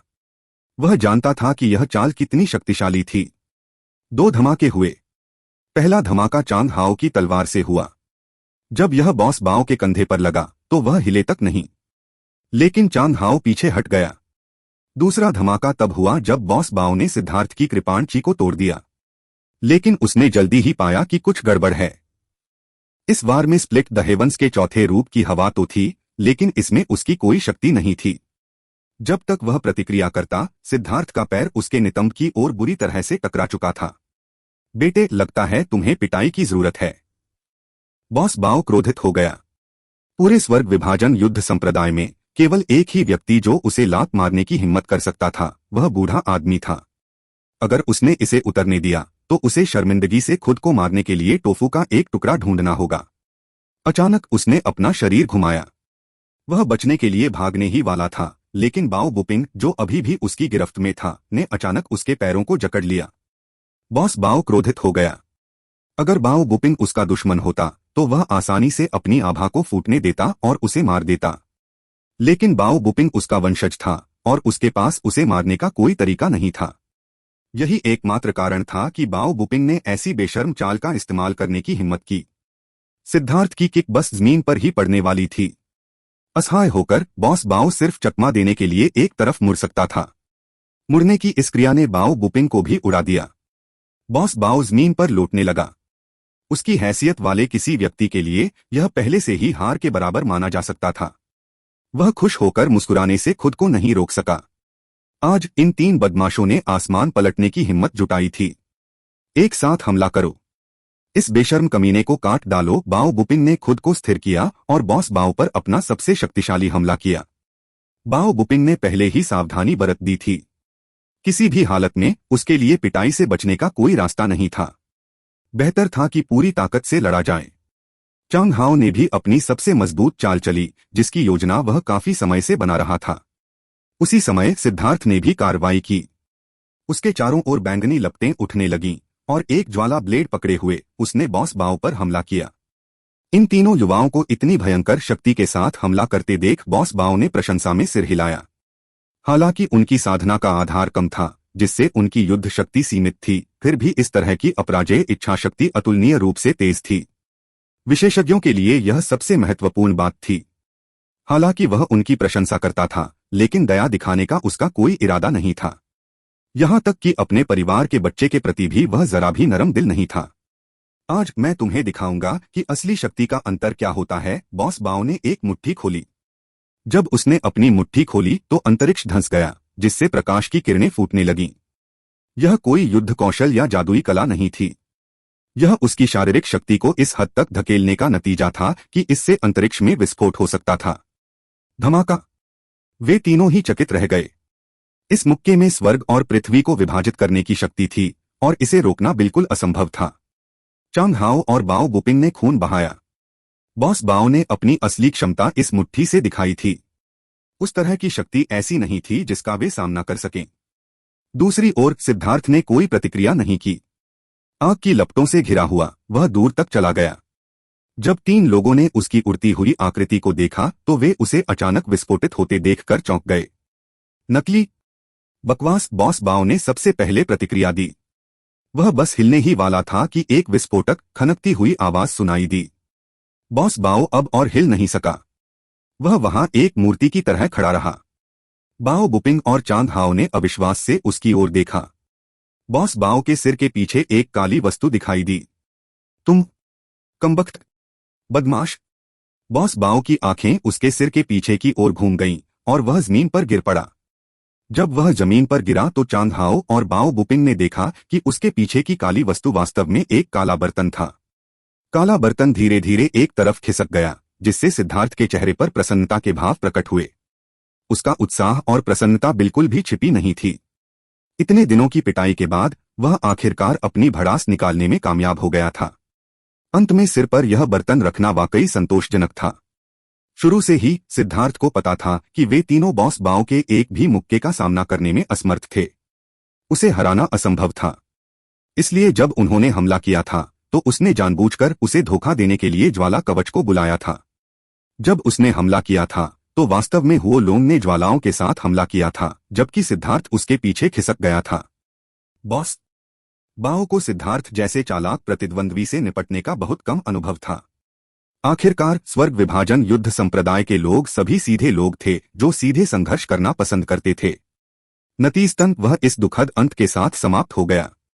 एक बेजोड़ नायक की किंवदंती एक ही बर्तन द्वारा नष्ट कर दी गई थी। बाओ बुपिंग और चांग हाओ की आंखें लगभग बाहर निकल आईं। उनके जबड़े नीचे नहीं जा सकते थे। उनके मुंह से उनके पेट को देखना लगभग संभव था। एक सांस के बाद ही बाओ बुपिंग हंसा। बहुत बढ़िया काम किया सिद्धार्थ। आज से तुम हम तीनों भाइयों के बॉस हो सकते हो। फिर वह बेहोश बॉस बाओ के पास गया और उसे 2-4 लात मारी और गालियां देते हुए कहा, बेशर्म कमीने, किसने कहा कि तुम मुझे हरा सकते हो? किसने कहा कि तुम मुझे धमका सकते हो? उसकी पहली किक बॉस बाओ की बाह पर लगी। वह तो ठीक था, लेकिन दूसरी किक बॉस बाओ के नितंब पर लगी, ठीक उसी जगह जहां उसकी टेलबोन थी। सिद्धार्थ के चेहरे के भाव तुरंत बदल गए। भाड़ में जाओ, क्या तुम हमें मारने की कोशिश कर रहे हो? भागो! सिद्धार्थ चिल्लाया और उन्हें घसीटते हुए ले गया। बॉस बाओ की आंखें अचानक खुल गईं। बाओ बुपिन की लात ने उसे इतनी दर्दनाक जगह पर मारा कि वह जाग गया। अरे मेरे सिर में इतना दर्द क्यों हो रहा है? हम 1 मिनट रुको, तुम तीनों कमीने, यहाँ वापस आओ। बॉस बाओ ने एक पल के लिए अपने सिर के पीछे महसूस किया जब उसे अचानक याद आया कि क्या हुआ था। एक भयंकर दहाड़ के साथ बॉस बाओ हवा में उड़ गया। उसने दूर से 3 आकृतियों को भागते हुए देखा। वे सिद्धार्थ और अन्य लोगों के अलावा और कौन हो सकते थे? तुम बदमाश बच्चों, भागने के बारे में सोचना भी मत। सिद्धार्थ उन दोनों को घसीट कर ले जा रहा था। उसने बिजली के पंख बुला लिए थे और अपने जूते सक्रिय कर लिए थे।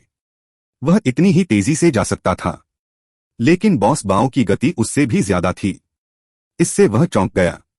बॉस बाओ बाज दौड़ के विशेषज्ञों से भी तेज था। सिद्धार्थ, चलो दौड़ना बंद करें, हम फिर से वही काम करेंगे। बाओ बुपिंग उत्साह से दहाड़ा। उसके अंदर से युद्ध की भावना उभर रही थी। हम उसे फिर से हरा देंगे। अगर हम एक बार ऐसा कर सकते हैं तो हम इसे फिर से भी कर सकते हैं, चांग हाओ भी उत्साह से चिल्लाया। फाउंडेशन फोर्जिंग क्षेत्र में रहते हुए बॉस बाओ को हरा देना उसके जीवन की सबसे शानदार उपलब्धि थी। लेकिन वह गौरव इतनी जल्दी आया और चला गया कि वह उसका ठीक से आनंद नहीं ले सका। अब वह उसे फिर से जीना चाहता था। सिद्धार्थ अवाक रह गया। क्या उन्हें वाकई लगता था कि वे अभी अभी ताकत के दम पर जीत गए हैं? मौका मिलने का एकमात्र कारण यह था कि बॉस बाओ लापरवाह था। अगर वे फिर से लड़े तो सिद्धार्थ अपनी जान की बाजी लगा देगा कि बॉस बाओ उन्हें इतनी जोर से दीवार से टकराएगा कि वे कभी बाहर नहीं निकल पाएंगे। उसे फिर से बाहर कर देगा। इस तरह का सपना बहुत अवास्तविक था। बूढ़े आदमी, कोई मुझे धमकाने की कोशिश कर रहा है, अपने आधिकारिक पद का दुरुपयोग कर रहा है। सिद्धार्थ सीधे बूढ़े आदमी के कमरे की ओर भागा। सिद्धार्थ पहाड़ की चोटी पर चढ़ गया। जब वह लकड़ी के कमरे में पहुंचा तो उसने देखा कि बूढ़ा आदमी एक छोटे से प्याले में शराब पी रहा था। उसकी आंखें बंद थीं और वह उच्च पुजारी की शराब में निहित स्वर्गीय दाओस को समझने की कोशिश कर रहा था। स्वर्ग विभाजन युद्ध संप्रदाय के साधारण शिष्यों को स्वर्गीय दाओस को समझने की आवश्यकता नहीं थी। केवल वही व्यक्ति जो बूढ़े व्यक्ति के स्तर तक पहुंच गया था, उसे आगे बढ़ने के लिए इसकी आवश्यकता होगी। यही कारण था कि बूढ़े व्यक्ति ने उच्च पुजारी की शराब साझा करने से इनकार कर दिया। तुम छोटे कमीनों, बस मेरा इंतजार करो कि मैं तुम्हें मार डालूं। बॉस बाओ की आंखें लाल थीं क्योंकि वह उन तीनों का पीछा कर रहा था। लेकिन इससे पहले कि वह करीब पहुंच पाता, उसे एक काली बेंच से उड़ा दिया गया। बूढ़े व्यक्ति ने तिरस्कारपूर्वक कहा, तुम इतने बेशर्म कैसे हो सकते हो? 3 बच्चों द्वारा पीट दिए जाने के बाद तुम्हें बदला लेने में शर्म नहीं आती? इस समय अन्य बॉस भी वहां आ गए। यह सुनकर कि बॉस बाओ को 3 बच्चों ने पीट दिया है, वे सभी हंस पड़े, जिससे बॉस बाओ का गुस्सा और बढ़ गया। बूढ़े आदमी, तुम सचमुच बूढ़े हो गए हो? तो क्या कुछ बच्चों ने तुम्हारे खिलाफ साजिश रची थी? 7वें बॉस ने हंसते हुए कहा। चांग हाओ ने जवाब दिया, हमने शक्ति के बल पर जीत हासिल की है। लेकिन इससे और अधिक हंसी फैल गई, जिससे चांग हाओ और बाओ बुपिंग भी क्रोधित हो गए। बॉस बाओ, आपने मुझसे जो शराब छीनी है उसे निकालकर दूसरे बॉस के साथ क्यों नहीं बांटते? सिद्धार्थ ने अचानक विषय बदल दिया। बॉस बाओ सिर्फ शराब के जग ही निकाल पाया। जब सिद्धार्थ ने उन्हें खोला तो उसने चुपके से उनमें कुछ और मिला दिया। बूढ़ा आदमी अचानक मुस्कुराया। सिर हिलाते हुए उसने कुछ नहीं कहा। बूढ़े ने बड़ी आसानी से हंगामा दबा दिया। दर्जनों गिलास शराब पिलाकर मामला रफा-दफा कर दिया गया। लेकिन बॉस बाओ अभी भी बहुत नाराज था। बाकी सभी बॉस उसे इस बात पर चिढ़ा रहे थे। आज उसने सच में अपना मान खो दिया था। अन्य 6 मालिकों ने यहां तक कहा कि चाहे सिद्धार्थ, बाओ बुपिंग या चांग हाओ कोई भी चाल चलें, वे इसमें नहीं फंसेंगे। सिद्धार्थ देख सकता था कि हालांकि बॉस बहुत सामंजस्यपूर्ण नहीं थे और एक दूसरे के साथ लड़ना पसंद करते थे, लेकिन वास्तव में वे बहुत एकजुट थे। बॉस बाओ को चिढ़ाना स्पष्ट रूप से सिद्धार्थ और अन्य लोगों को उन्हें चुनौती देने के लिए उकसाने का एक प्रयास था। बाओ बुपिंग और चांग हाओ के उत्सुक भावों को देखकर यह स्पष्ट था कि वे इसके झांसे में आ गए थे। बॉस बाओ 7 मालिकों का नेता था। उनकी रैंकिंग के अनुसार 7वां बॉस सबसे कमजोर था। जब 7वें बॉस ने कहा कि वह उन तीनों को सिर्फ एक हाथ से कुचलने में सक्षम होगा, तो बाओ बुपिंग लगभग तुरंत चुनौती के लिए सहमत हो गया। उसे सिद्धार्थ द्वारा वापस पकड़ना पड़ा। हे, चलो आज बस शांति से शराब पीते हैं। जहां तक किसी चुनौती की बात है तो शराब पीने के बाद इस पर चर्चा करेंगे। लोग, मैं तुम्हें कुछ और शराब पिलाता हूं। सिद्धार्थ शरारती ढंग से हंसा और कुछ और शराब उड़ेल दी। जब बॉस शराब पी रहे थे, चौथे बॉस ने चिढ़कर कहा, सिद्धार्थ तुम इतने फिसलन भरे कैसे हो सकते हो? बूढ़ा सातवां पहले ही कह चुका है कि वह तुम्हारी चुनौती को सिर्फ एक हाथ से स्वीकार कर लेगा, लेकिन तुम स्वीकार करने की हिम्मत नहीं कर रहे हो। क्या तुम एक आदमी भी हो? सिद्धार्थ अवाक रह गया। इस तरह की उकसावेबाजी बहुत ही निम्न स्तर की थी। अगर वह अपनी पूरी ताकत का इस्तेमाल करता तो क्या वाकई एक या दो हाथों का इस्तेमाल करने में कोई अंतर होता? लेकिन सिद्धार्थ ने आत्मविश्वास से अपनी छाती थपथपाई और कहा, मैं सिद्धार्थ भी एक ऐसा आदमी हूं जो खड़े होकर पेशाब करता है। जब तुम कहते हो कि तुम हमें एक हाथ से चुनौती दोगे तो तुम हमें नीचा दिखा रहे हो। मैं सिद्धार्थ ने जमीनों पर अपना दबदबा बनाया। कम से कम कुछ सालों तक हम तीनों का मिलकर सातवें बॉस को हराने के लिए काम करना हमें कोई गौरव नहीं दिलाता। यह दिलचस्प नहीं है। हाँ हाँ बिल्कुल, हम तीनों को तुम्हारी रोकटोक की जरूरत नहीं है। हम तुम्हें शुद्ध शक्ति से हरा सकते हैं। बाओ बुपिन जोर से हंसा। सिद्धार्थ का चेहरा हरा हो गया। क्या यह बदमाश बेवकूफ है? उसने ऐसी बात कहने की हिम्मत भी की। क्या वह सिर्फ पिटाई के लिए नहीं कह रहा था? जैसी कि उम्मीद थी, सातवें बॉस ने खड़े होकर हंसते हुए कहा, हाँ हाँ, यह मेरे स्वर्ग विभाजन युद्ध संप्रदाय के पुरुषों की शैली है। आओ आज मैं तुम्हें कुछ संकेत ठीक से दूंगा। हम इसे बूढ़े आदमी के सामने एक दूसरे से सीखने के रूप में मानेंगे। जल्दबाजी नहीं, कोई जल्दी नहीं। पहले पी लो। चांग हाओ अभी भी पूरी तरह से ठीक नहीं हुआ है और अभी पूरी ताकत से नहीं लड़ सकता। ऐसी लड़ाई का कोई मतलब नहीं है। पहले पीना बेहतर होगा। हम अब से 3 दिन बाद लड़ सकते हैं, सिद्धार्थ ने कहा। बॉस के चेहरे पर बहुत शांति थी, लेकिन उनकी आंखों में एक शैतानी चमक थी जो उनके दिलों को पूरी तरह से झकझोर रही थी। ऐसा लग रहा था कि उनमें भी एक चालाक बूढ़ा लोमड़ी वाला पहलू था जो साजिश करना पसंद करता था। बूढ़ा आदमी हल्के से मुस्कुराया। उसकी मुस्कान बहुत अजीब थी।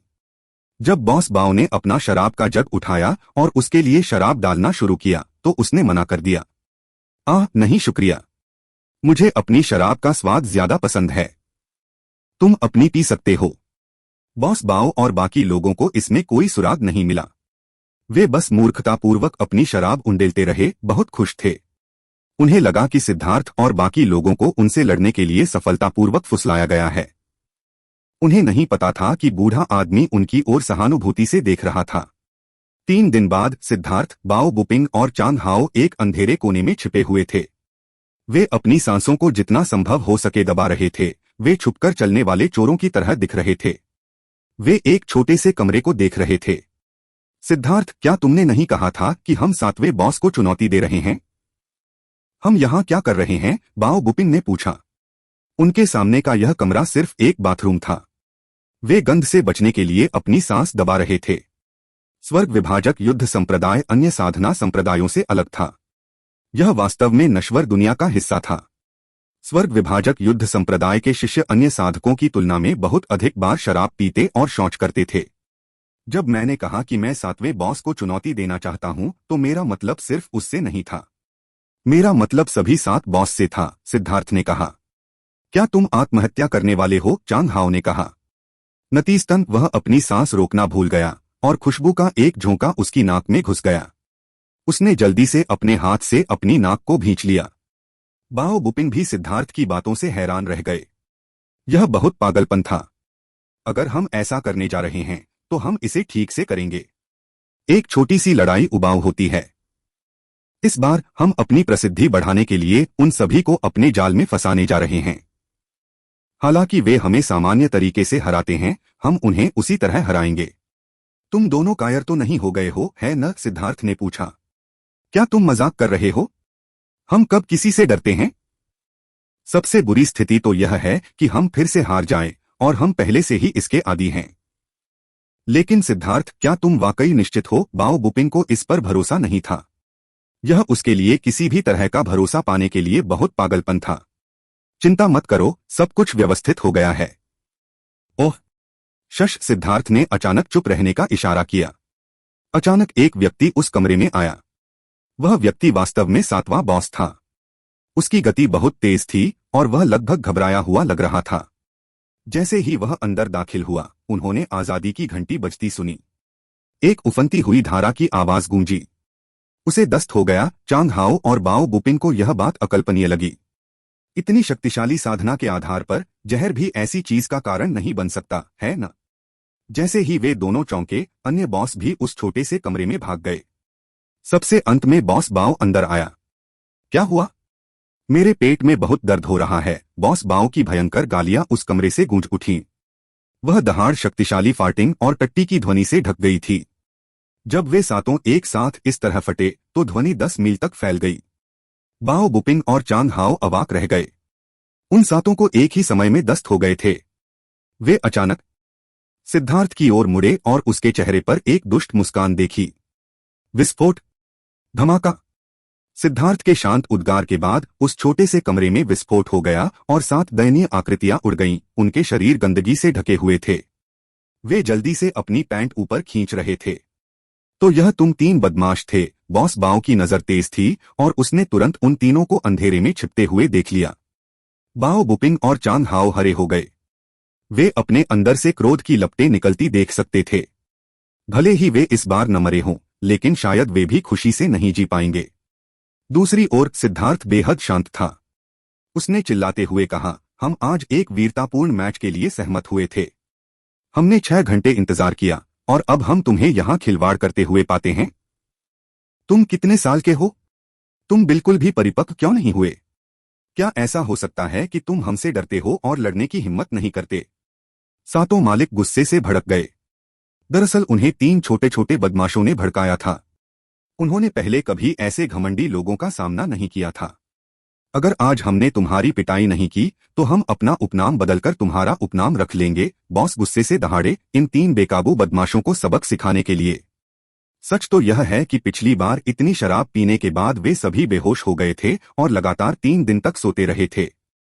अगर उनके पेट में तेज दर्द न होता तो वे नहीं उठते। उन्हें अभी भी नहीं पता था कि सिद्धार्थ ने उन्हें जो शराब दी थी उसमें कुछ मिलाया था। सिद्धार्थ की कीमिया कला और वाइन गॉड पैलेस की वाइन ऊर्जा के साथ वह अभी भी उन पर एक प्रभावी चाल खींचने में सक्षम था। रुको, आज हम तीनों तुम सातों को स्वर्ग विभाजन युद्ध संप्रदाय के सभी शिष्यों के सामने चुनौती दे रहे हैं। हम 3 भाइयों के नाम के साथ, हमारे सीने से बहते गर्म खून के साथ, हम स्वर्ग विभाजन युद्ध संप्रदाय के कनिष्ठ पीढ़ी के शिष्यों के रूप में अपने वरिष्ठों को चुनौती दे रहे हैं। यह चुनौती पवित्र है, कुछ ऐसा जिसकी निंदा नहीं की जा सकती। तुम्हें अपने आप को साफ सुथरा रखना चाहिए। हम तीनों टेम्पेस्ट ड्रैगन पीक के ऊपर इंतजार करेंगे, सिद्धार्थ चिल्लाया।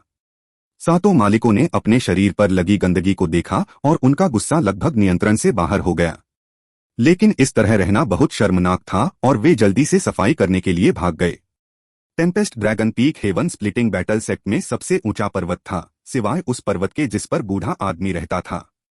यह अपने क्षेत्र में कुंडली मारे बैठे एक उग्र ड्रैगन की तरह था, जिससे इसे यह नाम मिला।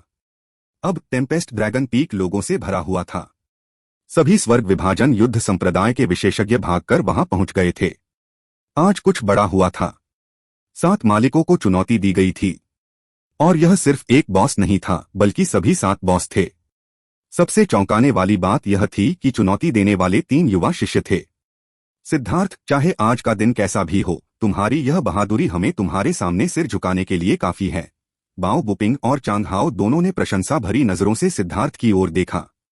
सिद्धार्थ की हिम्मत वाकई बहुत बड़ी थी। कुछ ऐसा जिसकी हिम्मत करने की उन्होंने कभी कल्पना भी नहीं की थी, वास्तव में उसके नेतृत्व में हकीकत बन गया था।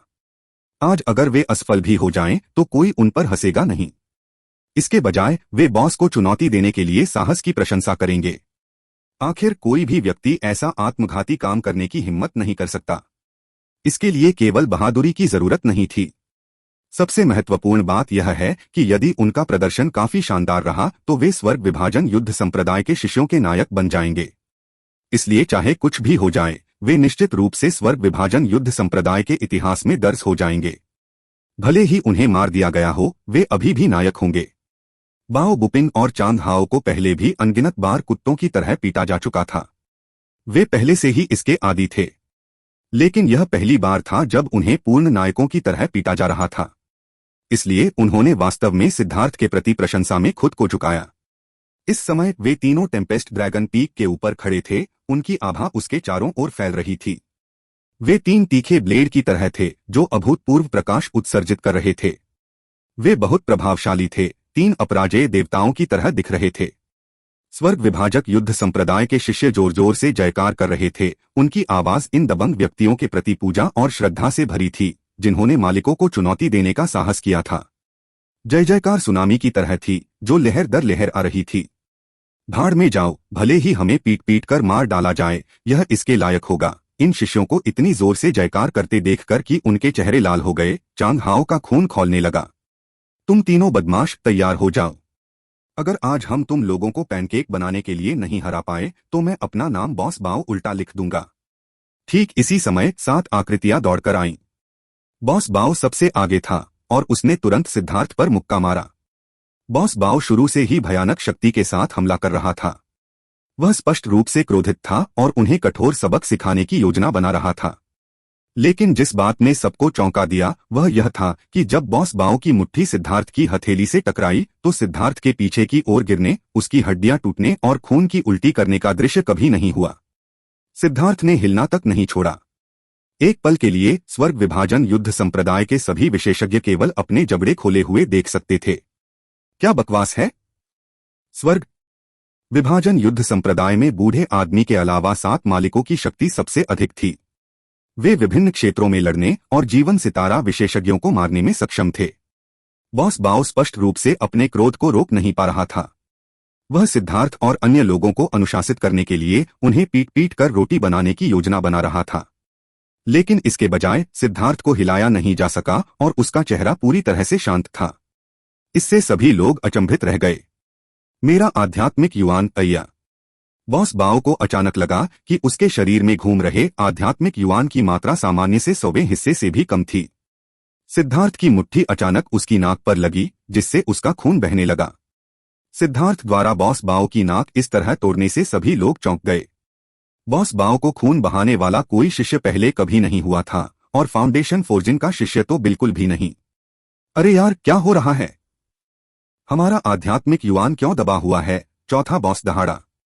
वह दूसरा व्यक्ति था जिसने हमला किया, जिसके परिणामस्वरूप बाओ बुपिंग ने उसके सिर पर मुक्का मारा। एक बड़ा धब्बा तुरंत सूज गया। बाओ बुपिंग और चांग हाओ ने बॉस को देखा, सुखद आश्चर्य हुआ। उन्हें नहीं पता था कि क्या हो रहा था, लेकिन उन्हें पता था कि उनके साधना आधारों को फाउंडेशन फोर्जिंग क्षेत्र के आसपास दबा दिया गया था। भाइयों, मालिकों के साधना ठिकानों को फाउंडेशन फोर्जिंग क्षेत्र में दबा दिया गया है। अब हमारे पास अपनी पिछली शिकायतों का बदला लेने का मौका है। सिद्धार्थ ने चिल्लाते हुए बॉस बाओ पर अपनी मुट्ठी मारी और बॉस बाओ ने अपनी मुट्ठी से उसे रोक दिया। नतीजतन वे दोनों दर्जनों मीटर पीछे उड़ गए। बॉस बाओ हैरान और क्रोधित था।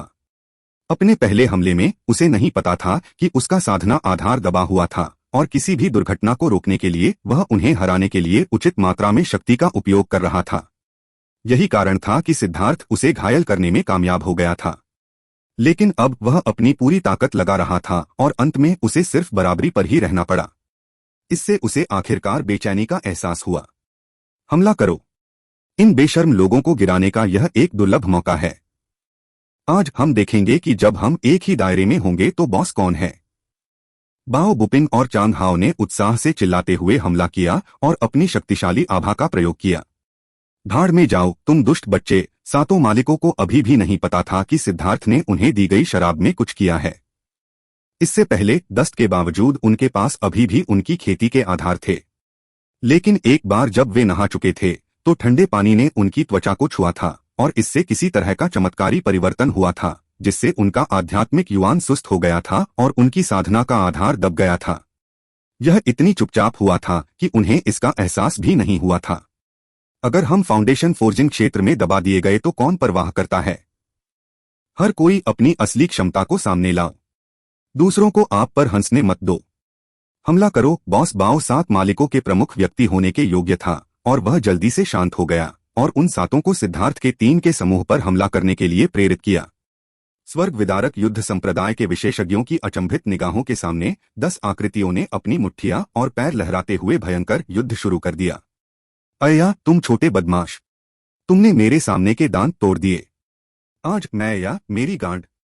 बच्चों, अब तुम्हारी मुट्ठियां बहुत सख्त हो गई हैं क्योंकि तुम स्वर्ग को पलटना चाहते हो। भाइयों, लड़ो। 7 बॉस चिल्लाने लगे और गालियां देने लगे।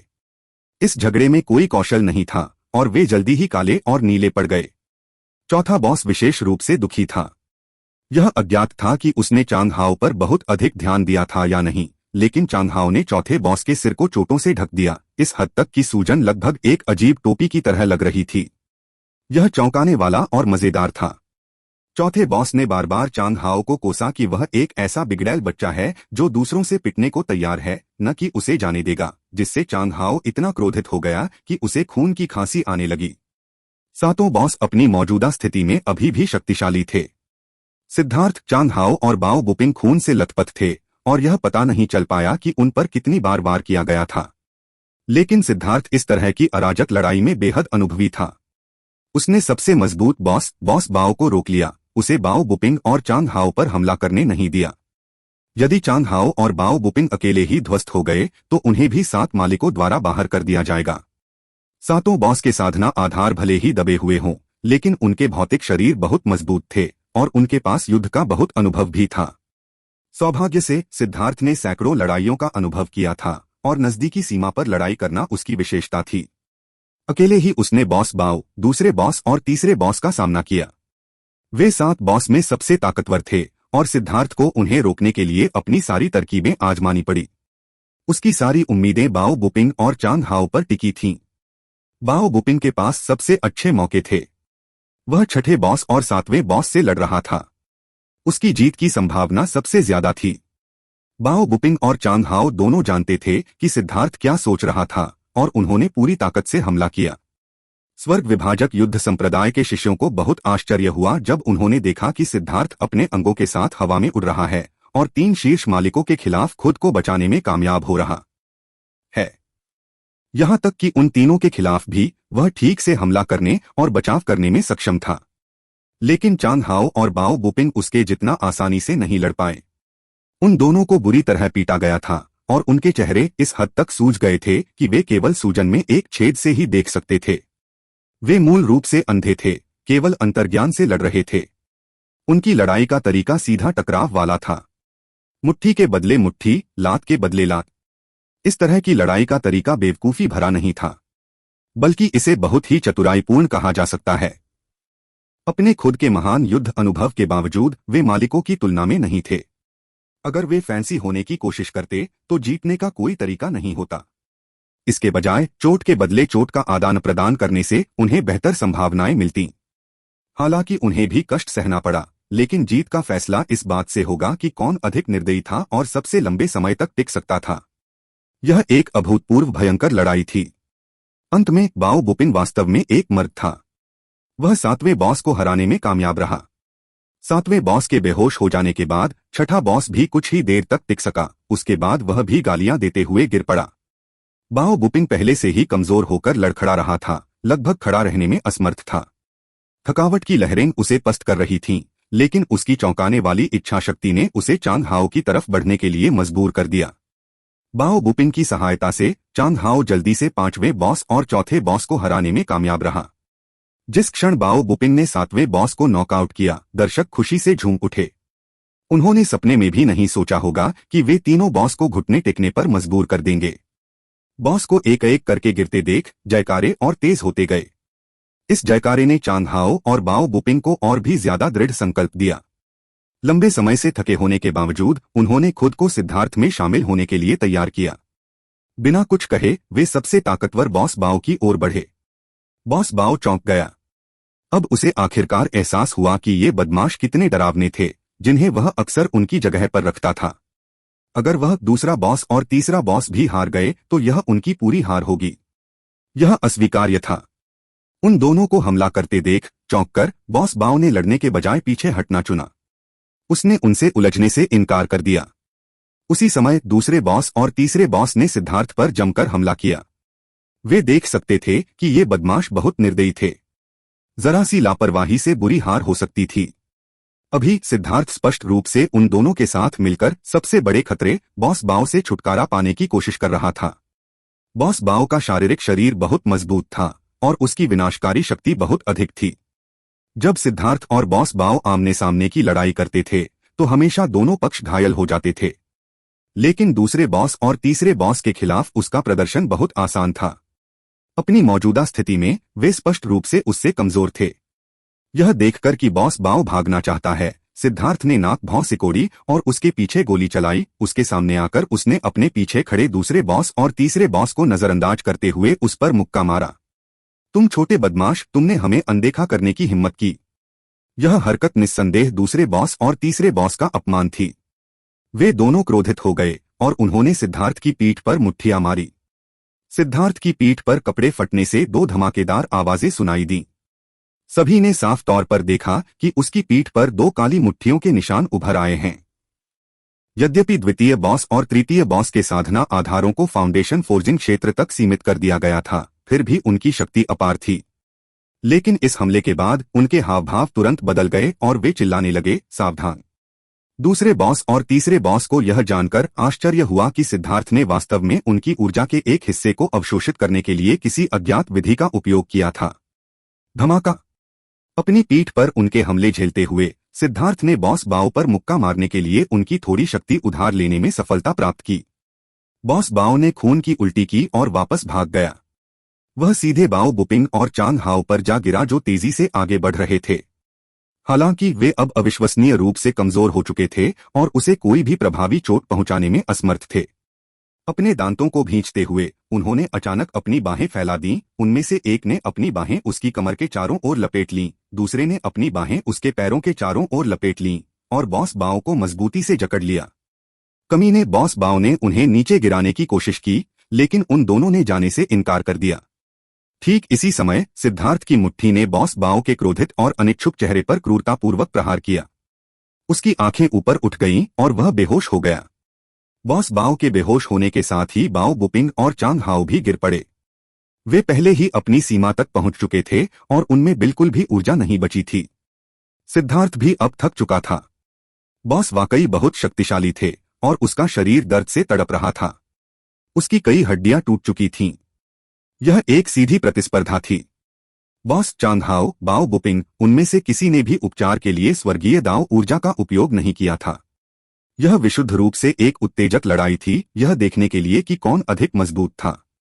अब केवल दूसरे बॉस और तीसरे बॉस ही बचे थे। उनके सभी कदम अस्थिर थे क्योंकि वे शराबी की तरह लड़खड़ा रहे थे, फिर भी वे लड़ते रहे। कुछ सांस लेने के बाद तीसरा बॉस आगे नहीं बढ़ पाया और गिर पड़ा। तीसरे बॉस के गिरने के बाद दूसरा बॉस भी ज्यादा देर तक नहीं टिक पाया और सिद्धार्थ के मुक्के से बेहोश हो गया। अंत में केवल सिद्धार्थ ही बचा रह गया। आसमान को हिला देने वाली जय जयकार गूंज उठी। सिद्धार्थ को जीत की खुशी का आनंद लेने का मौका भी नहीं मिला जब उसने महसूस किया कि दुनिया उसके चारों ओर घूम रही है और वह भी गिर पड़ा।